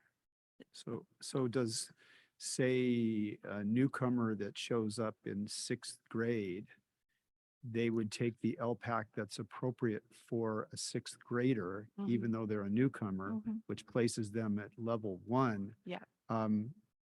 Or, it would be a very difficult test for them. And then as they progress on, the test would still become more difficult, even though their exposure to English and their English experience has not been as great as one would hope over that time. So it becomes more difficult to redesignate then, doesn't it, over time? Yeah, so the test bands are TK and K are one band, and then you have a 1st grade band, and then a 2nd grade band, and then 3rd through 5th, the test complexity remains the same. In bands 6th through 8th, the test complexity remains the same, and then 9 through 12, test complexity remains the same. And so they are getting like multiple like bats at the same level of rigor at the higher grades. So I could take the same test 9th, 10th, 11th, and 12th grade. But yes, it is hard for a newcomer to come in and take the summative LPAC if they are truly a newcomer to the language.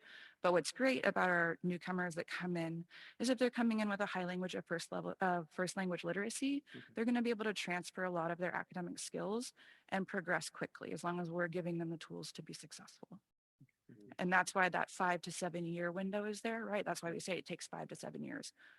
It's the same for a 1st grader as it's going to be for a 6th grader. That's why we want them to have the time to learn to demonstrate their fluency. And so as you can see, once they get up in grades, like higher grades, grades 3 through 12 is all computer-based, and they can be, but they're not one-on-one the way they are for our younger learners. We feeling good about the test? All right. Board, I will put in the Friday focus a link to take the LPAC practice test, so you can find it there. Yeah. The computer will grade it and spit it back out, I think, right away, if it's like the CAS practice test. So what this slide is showing you is this is going to be the proficiency by grade on the LPAC from last year. So you can see along the bottom, we have the different grades starting in kinder, going all the way through 12th. And then you'll see in white, the actual number of students that scored a 4. And then above that, you'll see the percent of the cohort. So for example, in kindergarten, 17 students scored a 4, which is 16% of our kindergartners. Yes. Could you explain again how if the 17 are proficient, how that's 16% of? I'm not sure I understand how this graph works. Okay. So the idea was I didn't want to say 16% because that didn't necessarily give you the full picture of exactly how many kids that would be. So I wanted to include both for you. Because if you look at some of our upper grades, like you'll see only 7 students scored proficient in the 12th grade, but that's 30% of our 7th graders. Okay, in 2nd grade, 2 scored, and that's 3% of your, Yeah. okay. 3% of your EL. Okay. Yes. And yes. You want to do it? Hmm? So my question, I was at the LPAC meeting the other night, so You got to I've listen seen to the me. presentation once. Proud of you and stand up. But if I remember correctly, Yeah. and there was a slide that was up here earlier, 2nd grade, they take it themselves on the computer? Yeah, 2nd grade is, I would say, I've helped proctor the test for all the grades, and I would say that 2nd grade is the biggest jump in terms of the rigor and independence that's asked of the students. So it's not the fact that they're taking it on a computer. It's also the rigor. Oh, the rigor. Okay. It's both. I don't have a rigor computer. So, so I'm wondering if this is also maybe a test, a reflection of our the tech skills that we're actually teaching. Do you see what I'm saying? I mean, it's the language, but also it's their first test on a computer. So are we preparing them enough TK through first It's- grade to take a test on a computer? They have taken the test on the computer before. They've just taken on the test, taken it on the computer with one adult to one Okay. kid, Got it. as opposed to one Okay. adult and Mr. maybe 3 or Clausen, 4 kids. and then Mrs. Hinton. Yeah, I just have one more question on the graph you're just showing. So it's proficiency of students designated EL. So a student that moves beyond the EL program is no longer in the data set. So if they, to a degree, if they stayed in EL and continued to be proficient, it would help the metric. But if they graduate out, it hurts the metric. Am I interpreting that correctly? Yeah. Yeah, Okay. that's correct.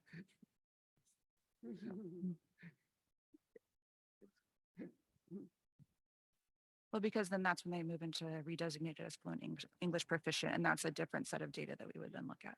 Right. Now I was just trying to, so there's actually a larger body of students that are proficient. They've just Yes. graduated. So our success in having students. This is just looking at this year's data. Yeah, it makes sense. No, I was just Yeah. clarifying. It's understood. Yeah. So we're kind of penalized for redesignating kids. Mrs. Hinton. Just along the lines of what Mr. Buckman was saying, the jump to all computer for second grade, or except for writing, was that it? Yeah, writing is paper pencils. Yeah, like that could have been a challenge for them to do it by themselves, and then you get less results there. Just as a hypothesis.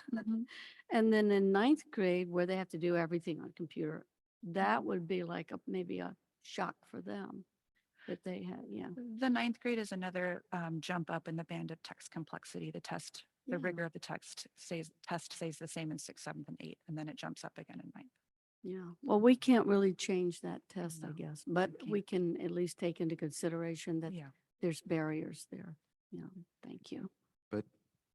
But I see the dip and I understand the rigor's increased and it's a change in complexity, but shouldn't the students, I mean, not that it reflects value, but shouldn't the students be prepared for that jump?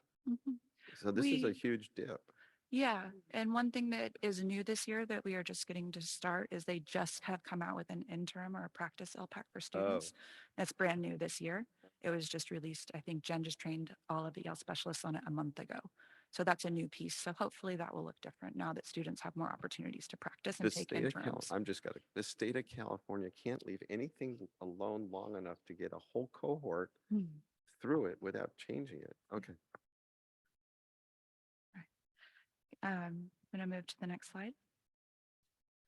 So this one, what you're going to see here is our district results in comparison to the state of California and other districts. So what you see along the bottom is you see the location. So on the very far left, you have California, and the percentage there is at the bottom, the 19.1%. That is showing you the percent of ELs in the state of California. So California is comprised of 19.1%. San Luis Coastal, we're about 9%. Atascadero, 7.2, et cetera, across the bottom. As you look up onto the bar, you're going to see the percent of students district-wide or statewide that scored a 4 or proficient on the summative LPAC. So you can see the state of California had 17% of their students overall score proficient, and San Luis Coastal, we had 20%.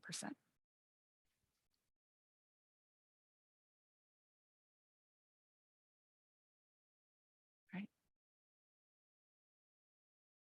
And last but not least, if that's okay, I'd like to talk about cohort data.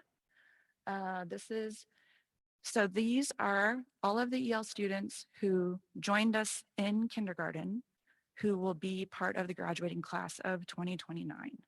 So what I've done is I went through, and any student that joined after kindergarten, I removed from the data, or any student that has left the district, I've also pulled out of the data. So these are kids, the exact same students, and how they've scored over the course of the 5 years that they've been with us.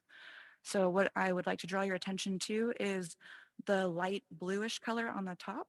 how it goes from 0 to 10 to 13 to 22 to 33. Those are students that we have redesignated that have earned their redesignation to fluent English proficient over the course of their time in our school district.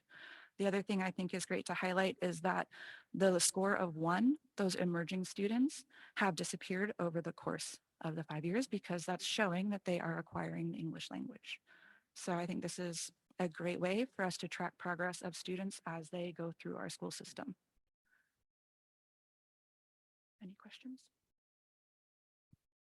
Yeah. So there's not, I mean, earlier you're showing proficiency data compared to other school districts.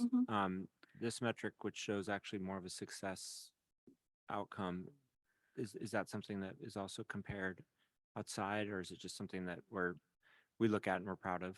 This is something that like we wanted to look at, Ms. Shepherd. I think it's cool that you look at it through the slides. Yeah. That's great. Yeah. It's really great to see. All right. Thank you very much for your time. Any additional board comment? You're up.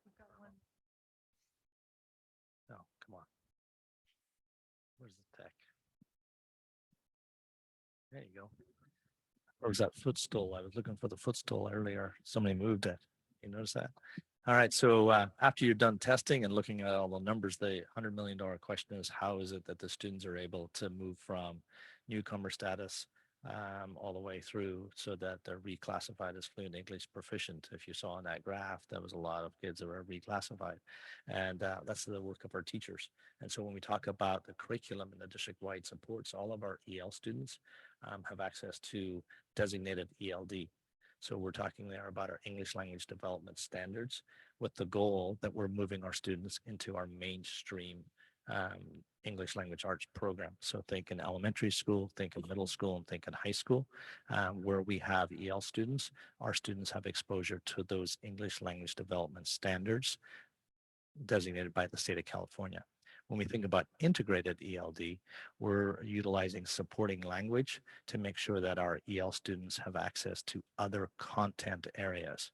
So think ELD, English Language Development Standards, but integrated ELD, supporting language to allow our students to be able to access math, science, social studies. Think about strategies and language that our teachers would use to make this content available to them and accessible to them. Front loading, academic vocabulary, instructional strategies to make sure that our students are meeting those markers that we've just looked at in the previous slide. Make sense? Okay. Leilani, you're up again, I think. There you go.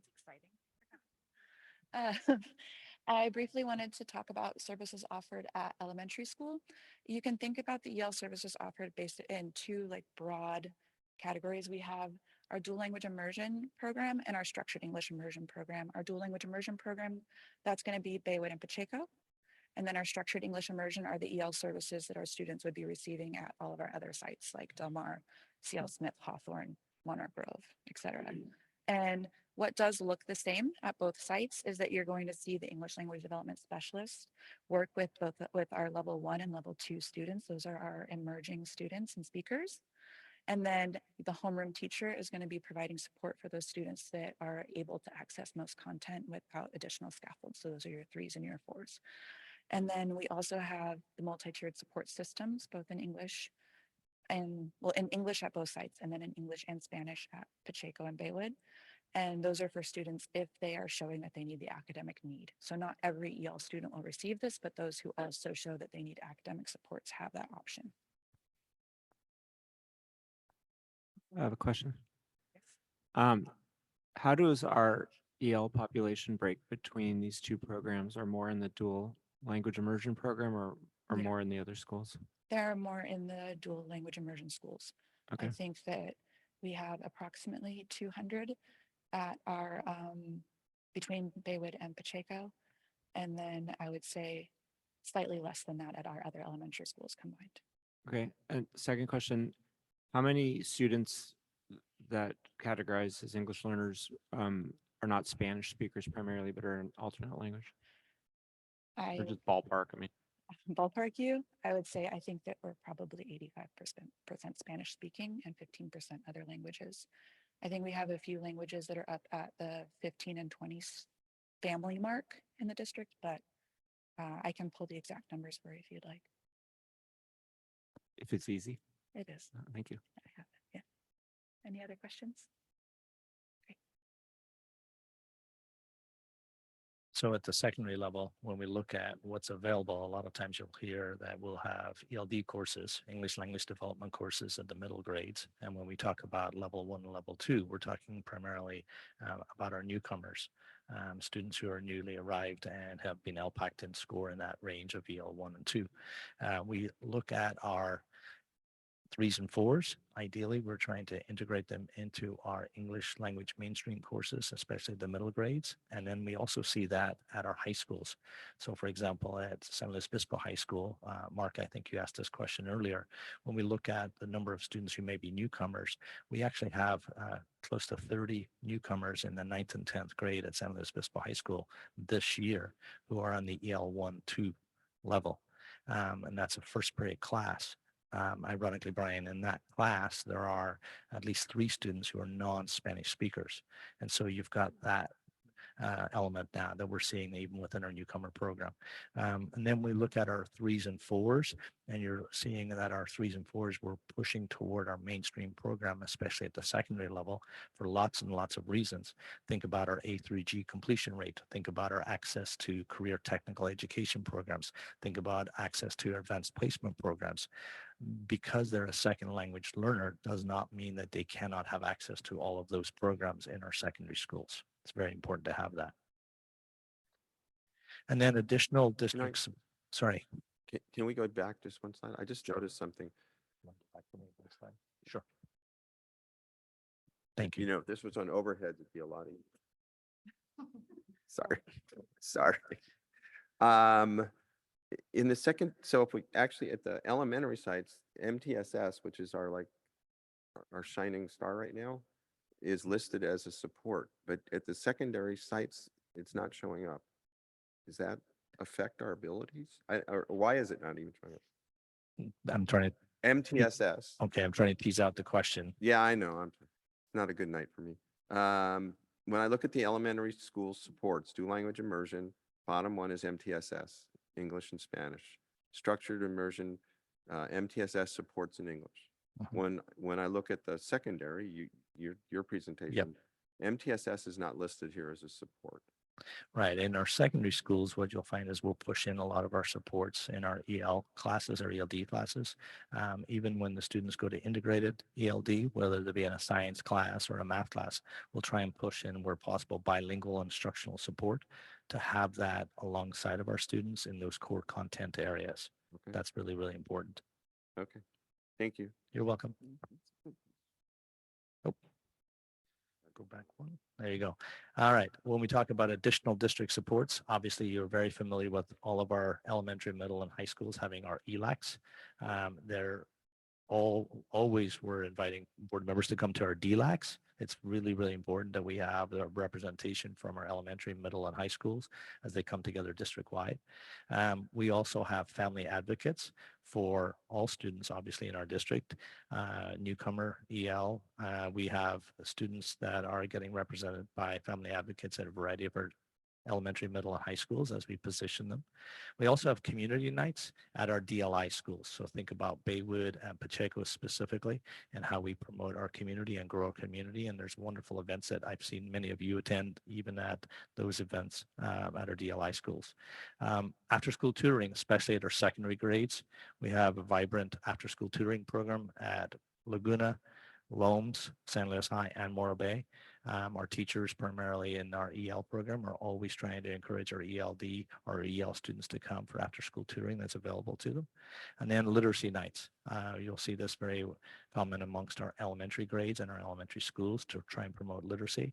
I think I heard earlier in the Baywood presentation that the principal referenced literacy evenings that they have where they're inviting parents to the schools to be able to work with and become avid readers with their kids. So some additional supports. And I think one more after this. There you go. Oh, it's fantastic. I guess I'm on the conclusion. So success. shows how well I prepared for this one. The majority of our English learners acquiring and growing, as you saw earlier and Leilani laid out, the cohort was really a fascinating piece. And I know that that was something that piqued your interest when you saw the growth over time of our students in that cohort data shows that the work that's been done by our elementary teachers to really move our students toward success in our EL program. When we look at areas of focus, we're still refining our English learner support model. Progress monitoring is always important for all students at all times, but especially for our EL students. There's so many opportunities to have data points to make sure that our students are making the mark. And then really building out that fully integrated model K-12 to make sure that that continuum of learning is seamless, to make sure that we're all there together. And then finally, embedding, this is probably the most difficult of all, is embedding our ELD standards within our ELA curriculum adoption. If you remember 2 years ago, we adopted our ELA curriculum, HMH, into literature, 6 through 12. And I know we're going through that adoption process currently at our elementary grades. And to make sure that our ELD is embedded in that is so important for our EL students. Thank you.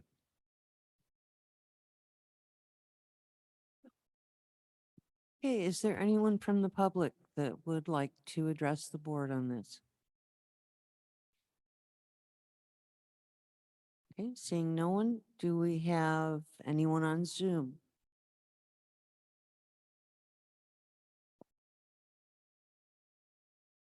No one. Okay, thank you very, Thank you very Mrs. much. Hinton. I just wanted to say, I think you're doing a wonderful job. I had 25 years as a certificated bilingual teacher. Didn't have this kind of support at all, but I'm very aware of what the LPAC tests are and was very tuned into that and had lots of newcomers. 85% free lunch. So I'm used to needing to give these almost one-to-one supports. Just, it's almost like every student has an individual education program.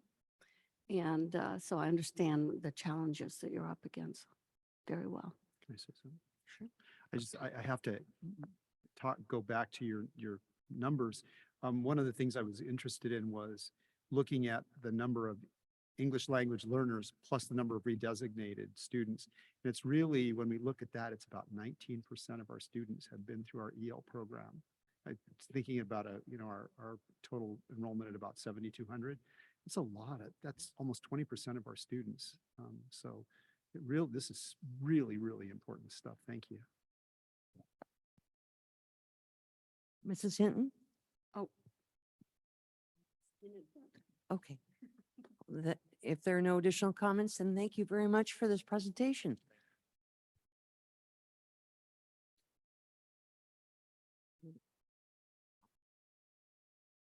Item 10.02 is this board's nomination to CSBA Delegate Assembly for Region 9C. Yes, Mrs. Roger, thank you. As you well know, our board, we are active in the California School Boards Association. And this nomination to the Delegate Assembly for Region 9C has our own Mark Buckman. Mr. Buckman has served on this as Delegate Assembly member for quite some time and wishes to continue. And so tonight, I'm seeking your nomination of Mr. Buckman for the CSBA Delegate Assembly for Region 9C. Thank you. And so I am seeking, did you have a comment, Mr. Beckman, or I'm just going to seek a motion? Oh, I just have I'll just keep it really brief. I just want to say, I've been following in Mr. Unger's footsteps, and these footsteps are huge. And I just feel like a little guy. Mr. Unger has served in this position and as a region position and ultimately as the president of CSBA. Chris, do you hold a position on national school boards? I was on the board of directors for a couple. Yeah, and the National School Boards Association. So I just want to stay in my Region C position because I really enjoy representing our county along with the board member from Templeton now. Thanks. Nelson Oh. Yamagata. Yeah, thanks. Yeah. Okay. Mr. Clausen? I would like to move Oh, I'm sorry. I beg your pardon. comments. We have to go to the public, I'm told. Is there anyone from the public that would like to comment on this nomination? Anyone on Zoom? Thank you. Then back to our board. Mr. Clausen. Oh, I would like to move to nominate Mark Buckman to be our delegate in the California School Board Assembly, Delegate Assembly. I'll second that. I have a motion from Mr. Clausen and a second from Mr. Banfield. This is a roll call vote. Mr. Clausen, Yes. Mr. Banfield, Yes. Mrs. Hinton, Yes. Mr. Unger, Yes. Mr. Buckman. Heck Of course. Yes. And I'm a yes as well, so that passes unanimously. I got the acronym wrong and I nominated you to something that doesn't exist, but I think we got it. Yeah. All right. He'll do it. Thank you.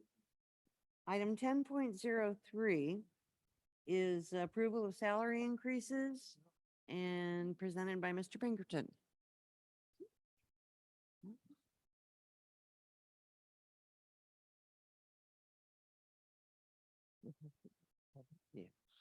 Okay.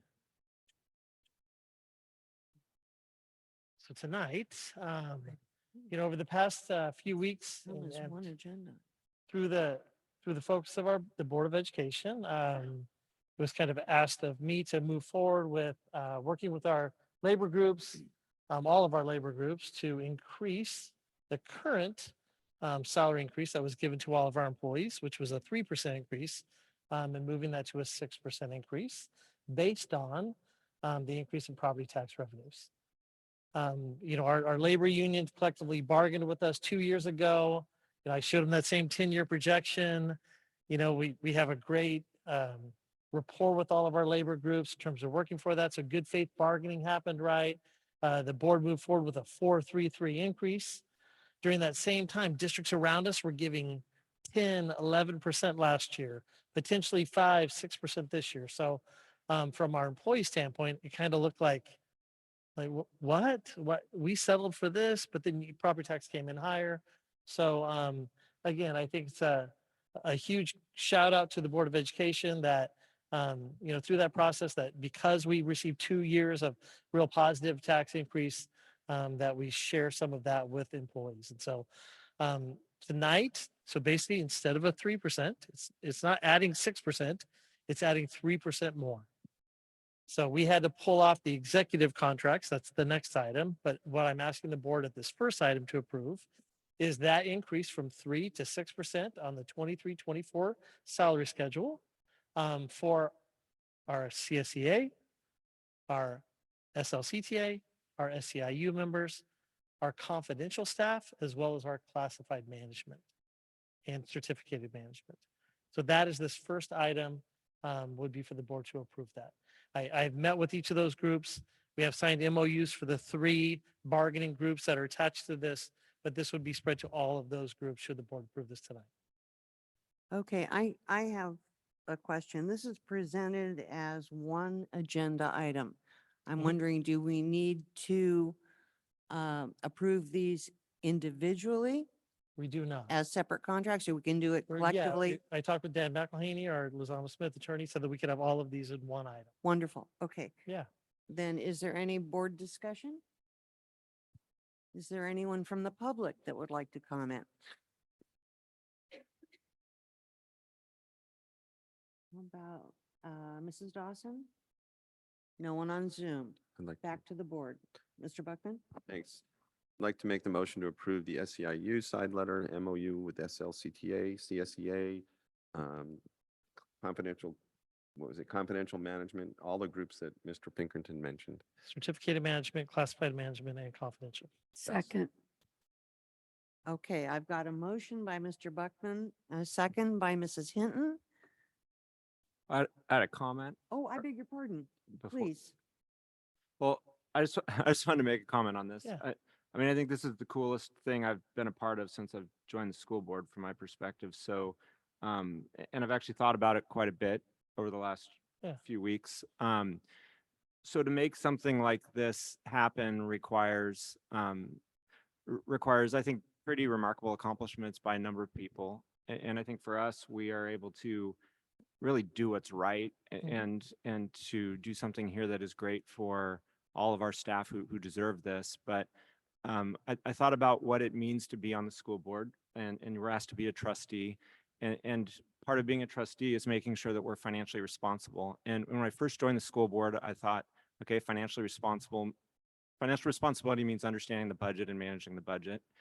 But really what I've learned is we need to have a responsible financial plan so that we can provide as much compensation to our staff as possible over time. And the reason we're able to do this in my mind was for a couple of reasons. The first is that Ryan, you and your team have built a 10-year budget that allows us to have confidence looking forward, and to make a bold move like providing this increase requires confidence in our financial plan, and you're providing that to us, and that allows us to do it. And then secondly, for this to happen, I think there's a lot of trust that had to come from the labor leadership of our staff. That they had to trust that your budget was as accurate as we knew, and they had to trust that if we outperformed it, we would do the right thing and pass it forward. And without that trust, this isn't possible. And I think really we are following through on the trust that they gave us in a way that benefits all of our staff. And I think it's really exciting. And so I just really wanted to commend Ryan and Katie and our financial leadership and the labor leadership, because we get to be part of something really cool right now, but you guys did all the hard work, and I think it's awesome. So. Really well spoken, Mr. Clausen. Is there anyone else? Well, then I am seeking, okay, I have a motion by Mr. Buckman and a second by Mrs. Hinton, and Mr. Clausen's comment threw me off. So Sorry. this is a roll call vote. Mr. Buckman, Yes. Mrs. Hinton, Yes.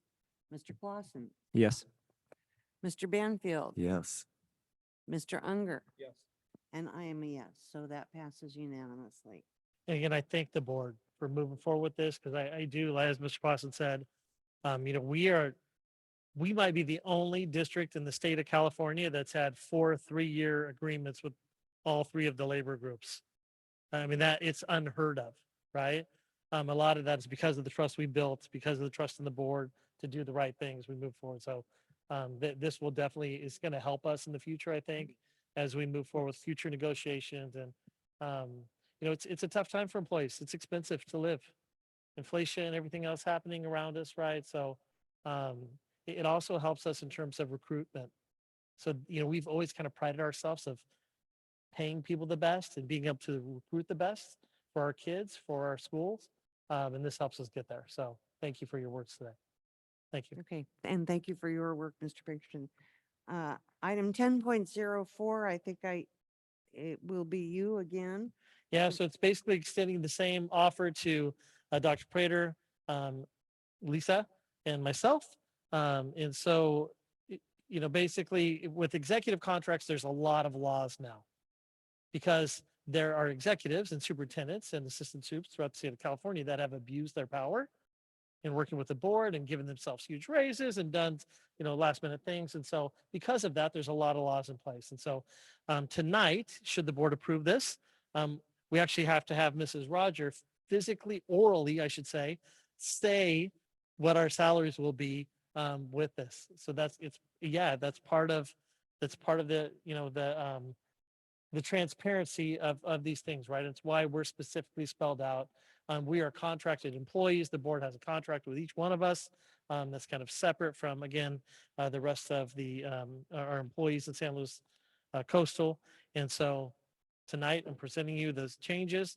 There is one change that came with my contract that I'll outline, and that was when we did these contracts in the spring, there were longevity steps built in. And so, and for me specifically, it said that this year would be my 10th year and I would receive my last 2% increase. Well, this is my 11th year. So I did not receive a 2% increase because of that. So I just want the board to know that. So this basically, the other aspect of why mine's a little bit different is it's correcting those dates in the contract moving forward.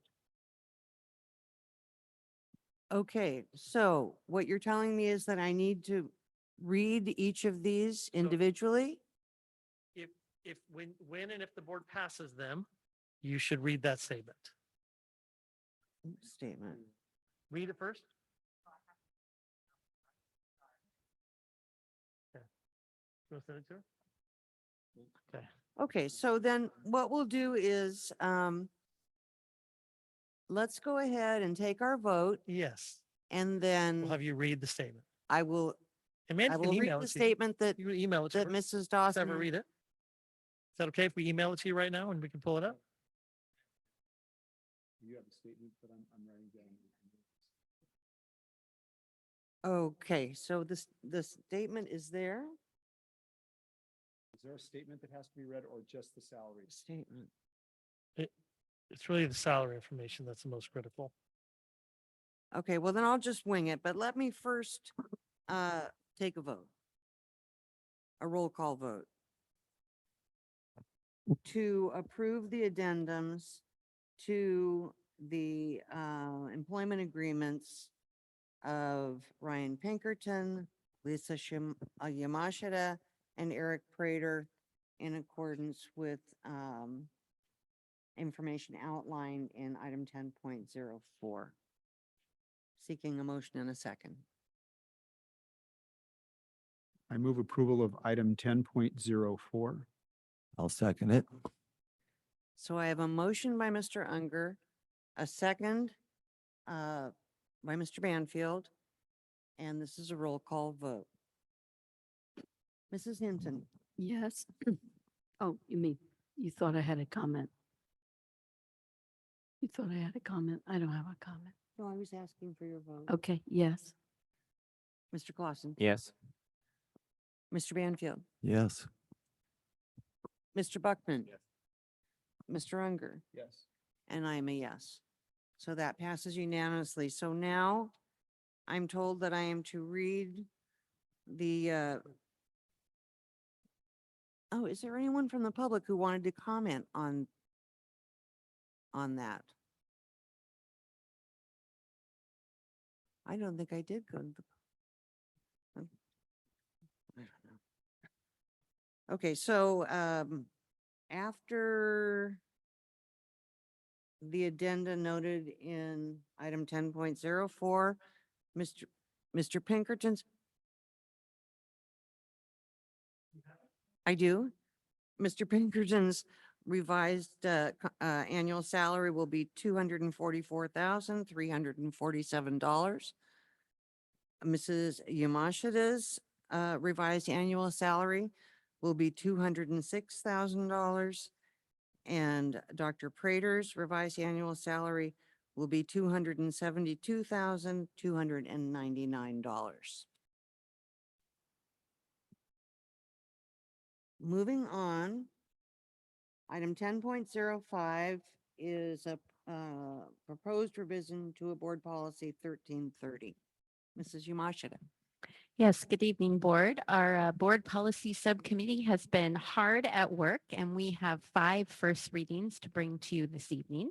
This first one is Board Policy 1330 regarding community relations, and it's regarding school facility use, including the fees and fee structure that we are required to charge the public when they use our facilities. Okay, typically, with a first reading, it's recommended that it be brought back. Yes, it would be brought back next For a time second for reading. another vote. Okay, Any questions? Is there anyone from the public who would like to comment on this? Seeing no one, I bring it to the board. Is there anyone, Mr. Clausen? Yeah, I have a question. Back like 10 years ago when I was on the youth baseball board, there was a youth sports association that worked with the school district that had, specific fee structures for using fields. And I'm totally out of date on, I don't think that still exists, or I'd love just on the side to understand how we're They dealing with youth disbanded. sports. Okay. They disbanded. So just understanding our fee structure for field use for youth sports would be a topic of interest, I think, and understanding Sure. how we make sure they're both contributing but getting access. Yeah. Absolutely. Okay. Make Thanks. sure that. So is that something that you would I would- receive in Friday notes?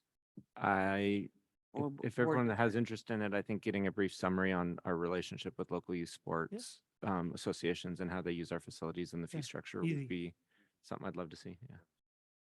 Okay. wonder if it's And is study that session. acceptable then to the board that will receive that information in Friday notes?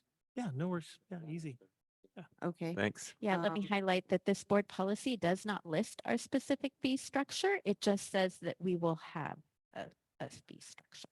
But we do have Right. one that can We be provided to do the have board. one. Yes. Okay, so I would just say we'll receive that in Friday notes, but with the understanding that this is a short week heading into the holiday, so It it doesn't may have to be. be in this Friday's notes. Okay, thank And you. we mean Wednesday's Could be an- notes. It's could going to be be an off tomorrow. Friday note. Yeah, it'll be Wednesday notes, but You're, Okay. you're going to get it tomorrow, Mr. Clausen. Yeah. This is the Okay. easy one. We have a great relationship with all yeah, of our youth. it's, You yeah, got it. it's all Easy. easy. So it's been suggested that this item 10.0 or 10.05 be come back to the board Well, at the it will- next meeting for approval. Yes, all of these, this is a first reading to inform the board and give the board an opportunity to ask questions, and they will all be coming back for a second read before any Okay, so votes. do we need to vote on that? Mm-mm. Or we're just thumbs up on Nope. bring it back? Thumbs up. Thumbs up, Mrs. Hinton? Okay, Mr. Clausen. So we'll see that one again. The next one is Board Policy 6145. This is also a first reading, just for your information. It is regarding extracurricular and co-curriculars. And this board policy actually has a required annual update. So this is something that is reviewed every year by the board. Okay. Is there anyone from the public that would like to speak to this board policy? No one on Zoom? Okay, back to the board. Does anyone have comment on this? Then is there agreement on bringing it back? Yes, okay. The next one is Board Policy 6190, Evaluation of Instructional Programmings. An update is regarding our achievement reports and that we're required to report to the school board, which we already do, our numerically significant student subgroup test data, like you heard tonight on LPAC and ELs and the information shared earlier this year about CAS scores, et cetera. It also talks a little bit about our accreditation processes through WASC, and it also talks about how we have to evaluate our state consolidated applications. That's all of our title application stuff that Stephanie and the ISLA department works on. Okay, thank you. Is there anyone from the public that would like to speak to this agenda item? Anyone on Zoom? Seeing no one, I'll bring it back to the board. Any board comment? Okay. Agreement to bring it back? Okay. Great. The next one is Board Policy 6159.2. It is regarding non-public, non-sectarian schools and agency services for special education. And there's been an update in the legislature that as we contract with different providers, non-public schools in other states, we must ensure that they use the same seclusion and restraints rules that we use in California, even though our student may be placed in a state that has different rules than we do in California, but it's a required update per the new laws through the legislature. Good, good. I applaud that. Is there anyone from the public that would like to comment? And from Zoom, seeing no one, bring it back to the board. Any board comment? I see thumbs on bringing it back. Okay. Thank you. And then finally, we have a board bylaw. Again, those are the rules that designate how the boards will operate. And it's 9322. It's regarding agenda and meeting materials. And really the highlight of changes is regarding updates for disability related accommodations for individuals who want to come and partake in our meetings, and that we must provide accommodations and accessibility for them. Okay, thank you. Is there anyone from the Questions, public? comments? and no one from Zoom. Bringing it back to the board. Any board comment? Thumbs up on bringing it back. Okay, Very well. They will all be second readings next time. thank you very much. Okay, I'm moving on now to the action consent agenda. Please let me know if you would like anything pulled. Item 11.1, approval of certificated and classified personnel items. 11.2, certification to the Board of Education temporary athletic coaches for the 2023-24 winter sports season. 11.03, acceptance of donations. 11.04, approval of furniture and equipment requests. Mr. Buckman? Okay. 11.05, approval of 2025-26 instructional calendar. 11.06, approval of minutes for the meeting of November 7th, 2023. 11.07, approval of school site safety plans.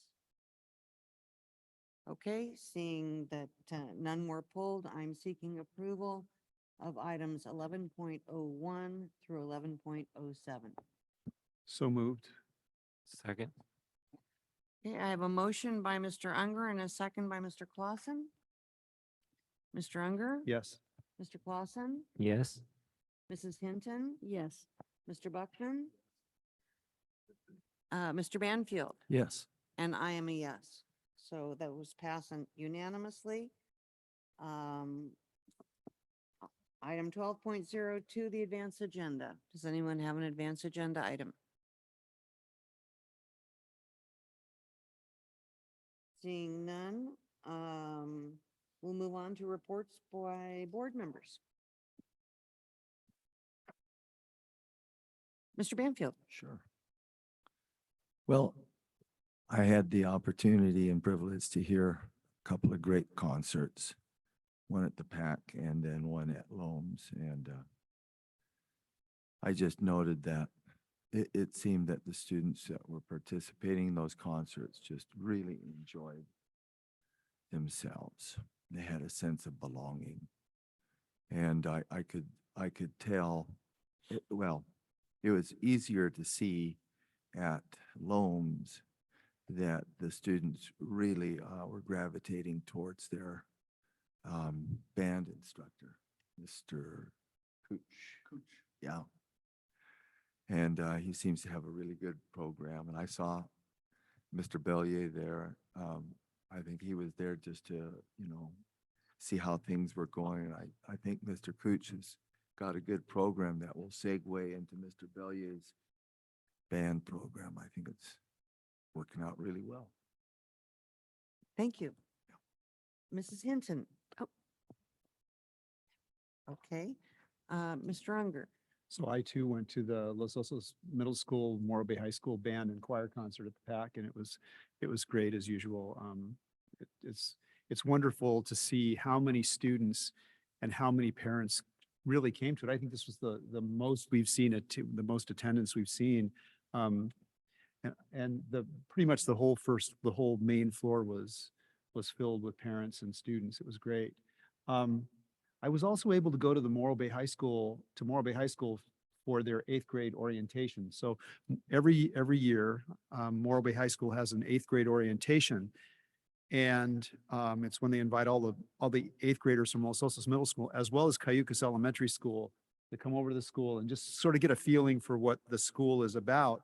They take a tour of the high school and they meet with the counselors who explain to them what the steps, what they need to do to be able to graduate from high school and what the next steps will be. The timing is such that they meet the students now, but really it's between now and March what happens, because each of the high school counselors will meet with the students to develop their 4-year plans. And so this really gets the students thinking about their 4-year plans, gives them time to think about it. And of course, the 4-year plans can always be changed, but it was really fun to go see that. Also, I did a Los Osos Middle School site visit. We had a nice conversation with Mr. Bloom, who is sadly going to be leaving us at the end of the year. He's retiring. Yeah, we're going to miss Mr. Bloom a whole lot.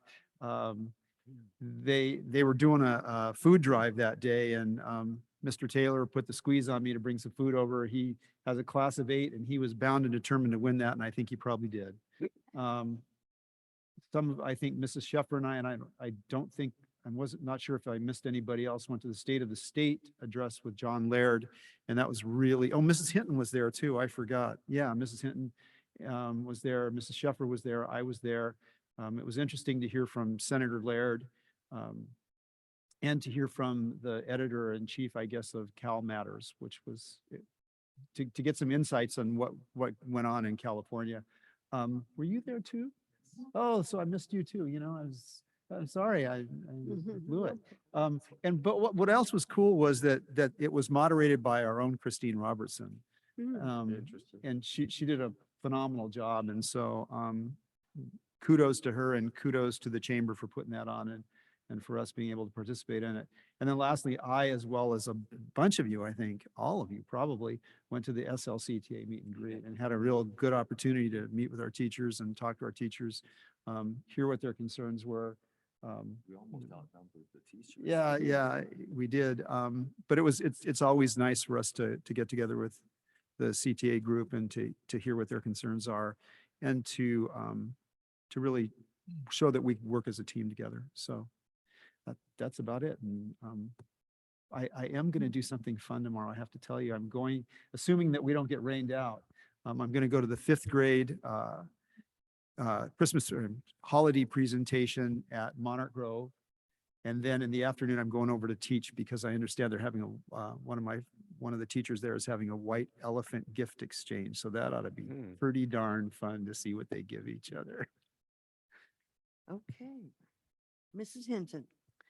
Yes, in regard to the meeting with the teachers, for most of my tenure here on the board, the 3 years I've been here, started with the lockdown, couldn't meet with the teachers. The next year, I don't even remember that we had one then. And I think this is the first opportunity I've had, unless something happened and you had one and I was sick. I don't remember that. But yeah, it was really, really good to meet some of the teachers. I very much enjoyed that. Mr. Butler. Thank you. First, I want to thank the families at Hawthorne. I was able to attend the ELAC meeting, and I love going to the meetings. A lot of really good questions, some that I needed to have translated for me, but that's really humbling when that happens. But the thing I like most about the LPAC meetings is that the children, they bring the whole family. And at Hawthorne in the library, there's a screen here, right? So we're sitting out there, there's a screen, and the kids were playing behind, and they sat down and started playing chess, which just, I don't know, it just sent a message to me. It was just really cool. So that was that. Second, I just was going to thank Leilani. It also showed me that the staff, the ability to go above and beyond. So here's a staff member that knows she's coming the next, to this meeting, but she spent the evening with the LPAC families.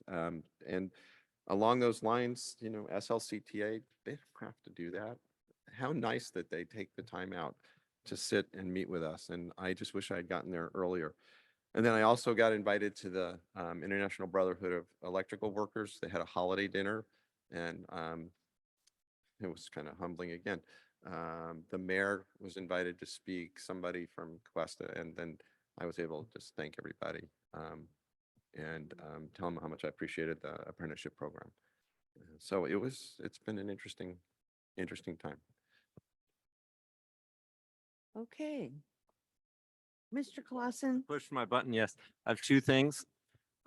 First, for the last time, I got to attend the parents' meeting for the SLO High School spring musical, and the turnout from parents was larger than I'd ever seen. I think Miss Eben's continues to run a great program, and I'm just really impressed by how many kids are involved and the level of excitement with that group.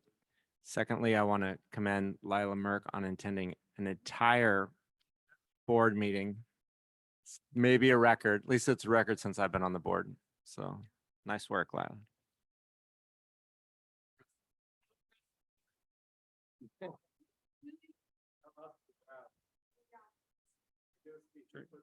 Yeah, push your red button.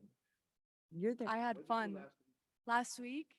Well, I can't really think about last week right now, but I enjoyed this meeting. I don't know. I liked it. I like to see what's going on behind the scenes. And I think there's a lot that you guys do for SLCUSD and our teachers. My mom's a teacher, and like seeing a lot of the behind the scenes of things and like raising the salary by 3%, like that will affect my life as well. So I think that's really interesting. And thank you all.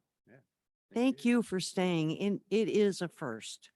I don't think. In 20 years, it's not happened in my experience. So we appreciate, your commitment to your board work. Okay. And with that, this meeting is adjourned.